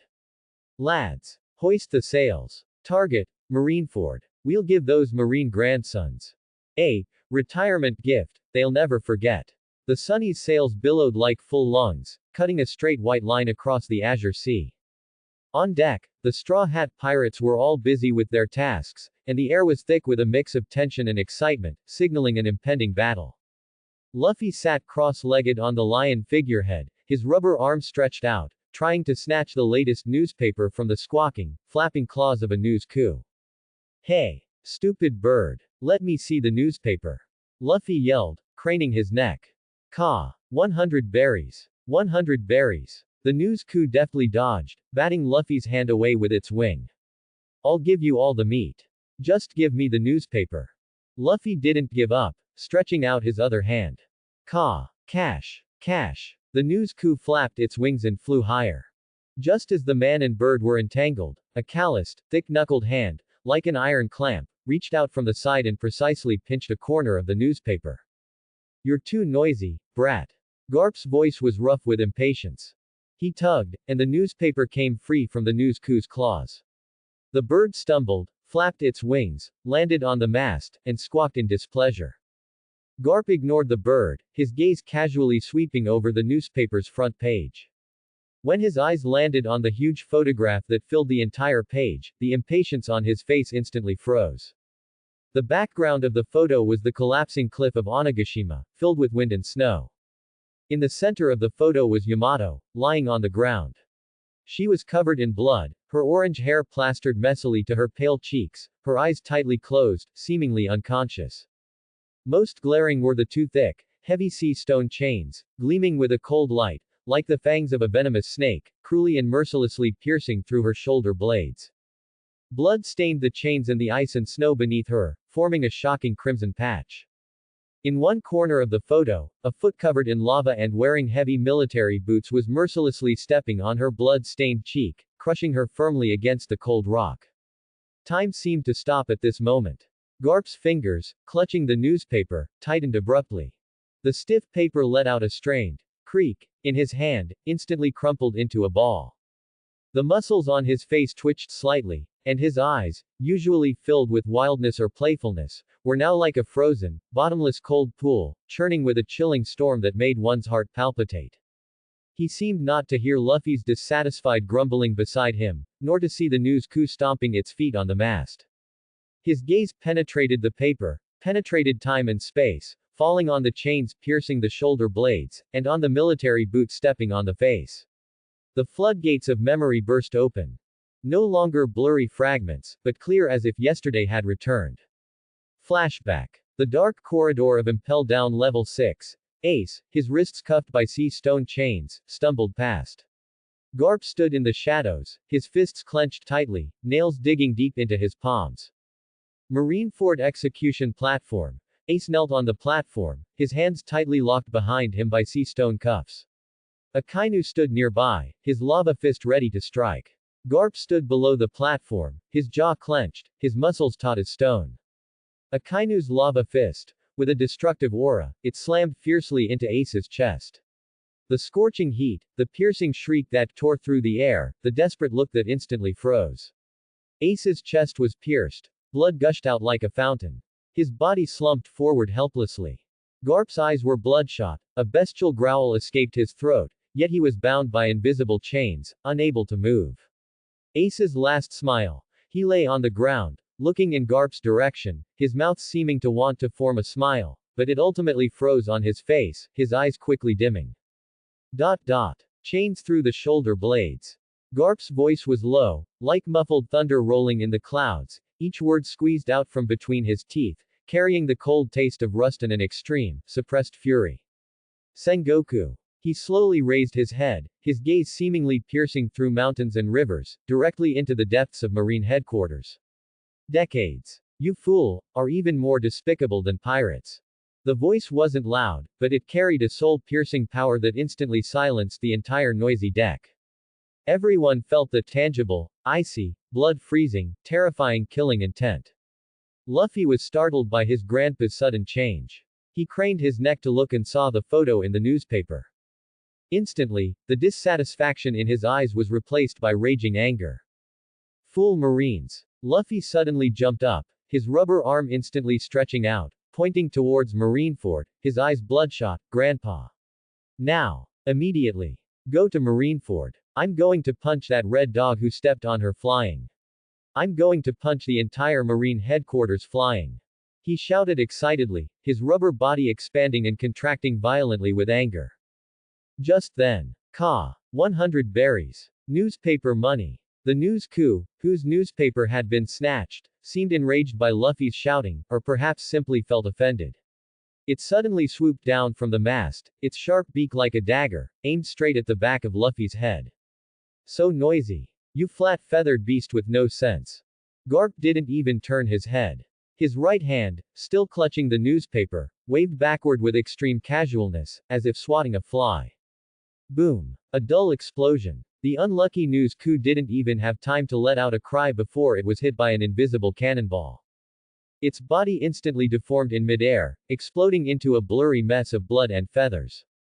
Then, like a broken sack, it was violently flung hundreds of meters away by a terrifying force, cutting a long parabolic arc, and with a plop, it smashed into the sea, splashing a small amount of water, and vanished. The deck was dead silent. Garp, however, was as unconcerned as if he had just swatted a mosquito. He casually crumpled the wrinkled newspaper, stained with news coup blood, into a ball and tossed it into the sea like trash. Then, he clapped his hands, as if dusting off something dirty. He turned his head to look at Luffy, who was still jumping around excitedly. The icy killing intent on his face receded like a tide, replaced by his signature, slightly impatient and rough smile. What's the rush, brat? Garp stretched out his large hand, unceremoniously pressing it on Luffy's messy head and rubbing it vigorously. Marineford is right there, it's not going anywhere. He raised his head, his gaze sharp as an eagle, sweeping across the sea horizon ahead. There, several large warships, flying the Marines' white seagull flag, were lined up in a tight blockade, their dark muzzles uniformly pointed towards the sunny Clearly, the Marines had already set up an interception here.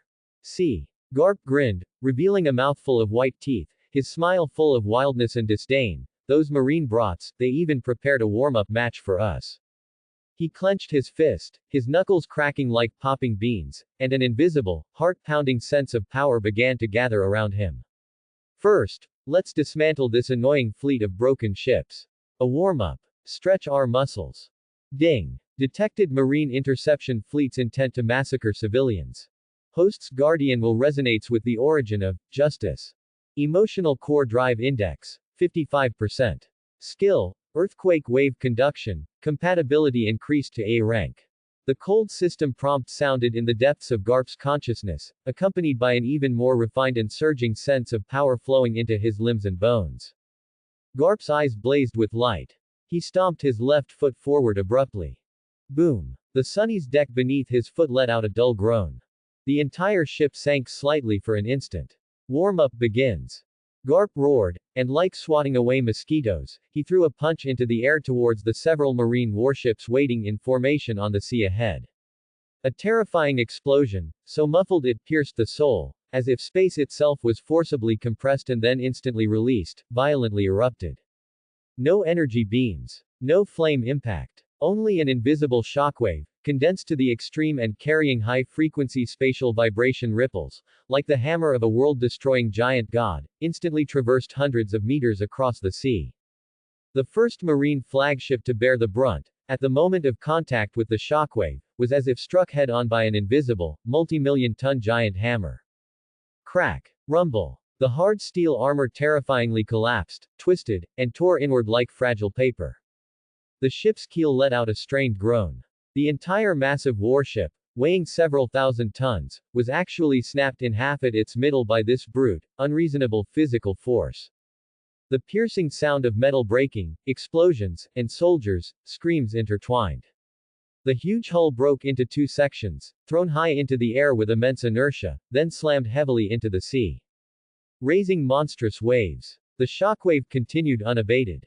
Like an invisible scythe of death, it swept fiercely across the subsequent warships. Boom. Boom. Boom. Boom. A series of dull, hair-raising explosions.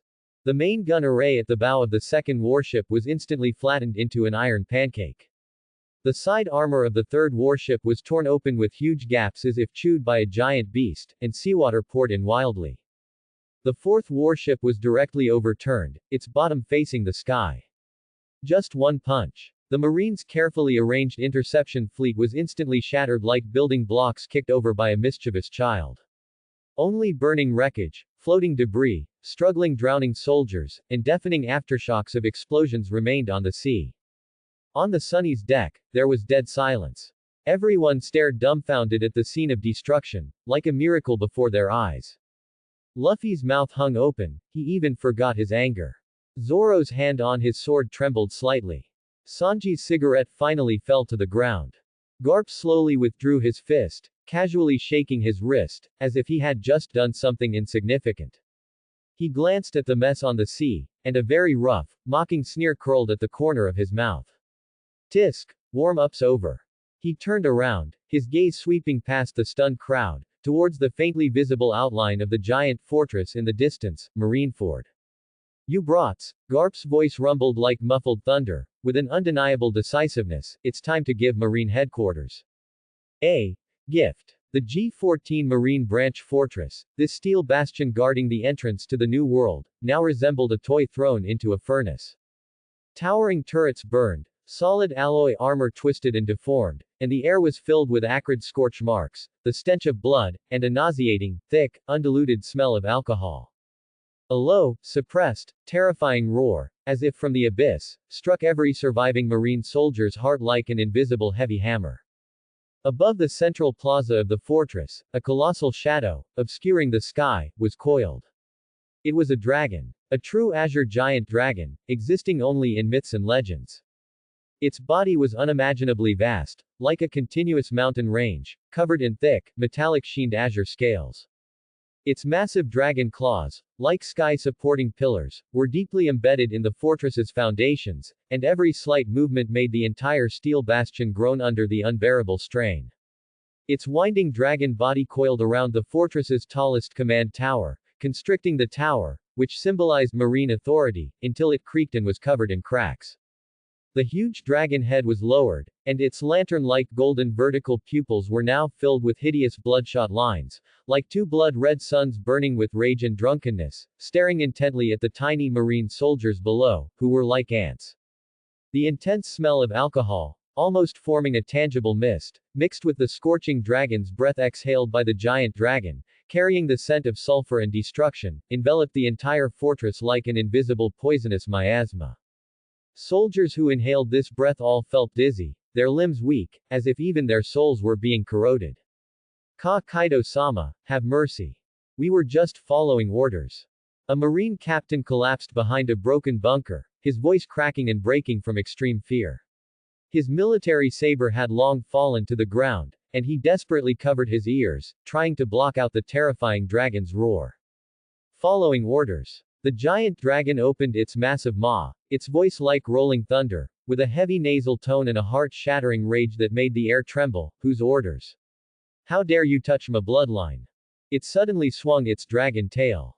Boom! A sturdy secondary cannon fortress on the side of the main fort was instantly pulverized into a shower of steel fragments, as if struck by a warhammer wielded by a giant god. Dozens of soldiers hiding inside were buried completely before they could even scream. Give me back my son. Kaido's roar, like a doomsday horn, echoed through the sky. The huge dragon head suddenly lifted, its maw wide open. Deep within its throat, dazzling blue-white lightning converged and compressed madly, emitting deafening, crackling explosions. The destructive energy fluctuations caused the surrounding space to distort. No. It's the dragon's breath. Get out of the way. An experienced vice admiral screamed at the top of his lungs, scrambling and rolling towards the nearest cover. However, it was too late. Blast breath. Boom. A destructive energy beam, over 10 meters in diameter and glowing blue-white, erupted from the dragon's maw like divine punishment. As the beam passed, the air was instantly ionized, emitting a piercing shriek. The massive main gate at the front of the fortress, made of high-strength alloy and several meters thick, was instantly melted and vaporized like butter, leaving behind a giant void with molten red iron flowing at its edges. The beam continued its relentless path, slamming into the interior of the fortress. Rumble, rumble, rumble. Deafening explosions resounded in a continuous roar. Flames shot into the sky from within the fortress. Countless buildings, warehouses, and fortifications were reduced to ashes by the scorching beam of light. Billowing smoke, like a black python, soared straight into the sky. Ah! Screams, explosions, and the sounds of collapsing buildings intertwined into a symphony of hell. He's crazy, Kaido has completely lost his mind. The branch commander, a white-haired Marine Rear Admiral, huddled in the corner of the relatively intact command room, his face ashen, cold sweat soaking his officer's uniform. He watched the azure giant dragon on the surveillance screen, like a doomsday demon god, and the towering fires and collapsing buildings across the fortress, his eyes filled with despair. Quick! Contact headquarters, G14 is finished. Request backup. Request. Ah. His words abruptly stopped. A massive dragon claw, covered in azure scales, tore through the thick alloy wall of the command room as easily as ripping paper. Its sharp talons, gleaming with the chill of death, precisely clamped onto the rear admiral's body. Headquarters. Kaido's huge dragon head leaned in, his bloodshot golden vertical pupils staring intently at the rear admiral struggling in his claw like a chick. The intense smell of alcohol and sulfur almost made the man faint. The dragon's maw curled into an arc of mockery and brutality, revealing dagger-like fangs. I came here to settle scores with Sengoku and Akainu, those two fools. Tell them to clean their necks and wait for me. Before he finished speaking, the dragon's claw suddenly tightened. Squish. The sickening sound of bones shattering and flesh being crushed rang out. The rear admiral couldn't even scream as his body instantly deformed and burst under the terrifying grip. He became a blurry mass of bloody remains, blood and organ fragments splattering across the shattered screens and walls of the command room. Useless. Kaido casually flung the remains away, as if discarding trash.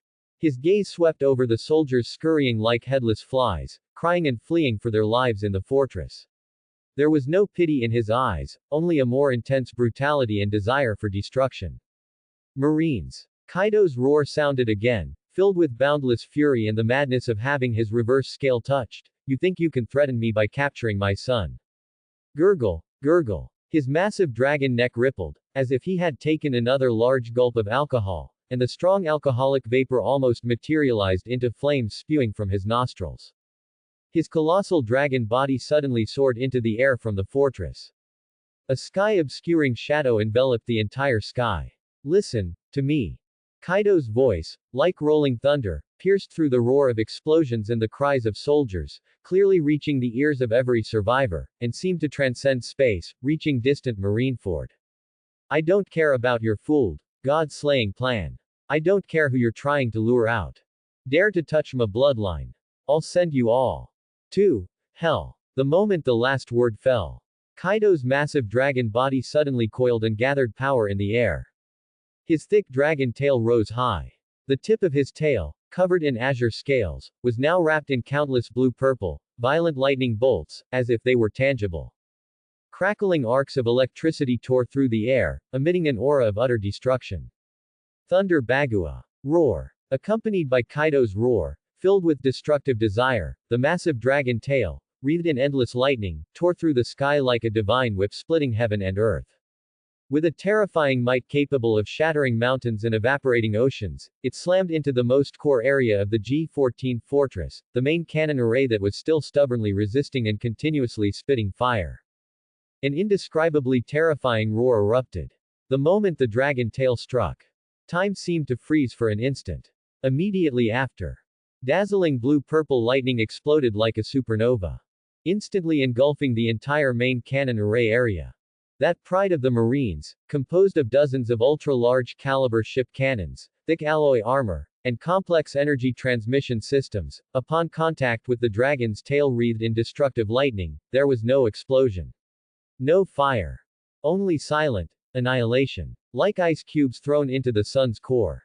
Solid alloy armor melted and vaporized like fragile wax figures. Thick cannon barrels twisted and broke like noodles, then turned into molten iron.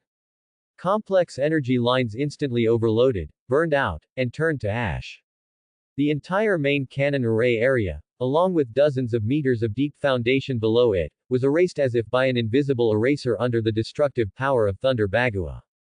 In its place, only a colossal, charred, deep pit, hundreds of meters in diameter and bottomless, with molten red magma and sparking electrical discharges flowing at its edges, remained. Billowing white smoke rose from the bottom of the pit, emitting an acrid, burnt smell. Destruction. Absolute, complete, unreasonable destruction. The entire G14 fortress fell into a dead silence. Explosions, cries, alarms, all sounds vanished. The surviving soldiers stared blankly at the giant pit, at the rising white smoke, at the azure giant dragon in the sky, like a demon god of annihilation. Their eyes were hollow, their faces showing only extreme fear and utter despair. Their weapons had long fallen to the ground, their legs like lead, unable to move an inch. Kaido's huge dragon head slowly lowered, his bloodshot golden vertical pupils sweeping over the marine soldiers below, who were like frozen ants. There was no pity in his eyes, only a drunken indifference after the destruction and a hint of unfulfilled brutality. Tisk. His massive dragon maw opened and closed, letting out a rumbling, alcohol-laden mumble, a warm-up, barely enough. His colossal dragon body slowly circled in the air, its vast shadow once again enveloping the ruined fortress. His golden vertical pupils narrowed slightly, looking towards the distant horizon, where Marine Headquarters, Marineford, was located. Sengoku. Akainu. Kaido's voice was like rolling lava, deep and filled with destructive power. Clean your necks. I've come to collect my debt. Roar. Accompanied by an earth-shattering dragon's roar, the azure giant dragon suddenly flapped its wings. It stirred up violent air currents, kicking up dust and rubble. Its massive dragon body transformed into an azure lightning bolt tearing through the sky, charging fiercely towards Marineford. Leaving behind only the G14 fortress, a silent, hellish ruin. Thanks for watching.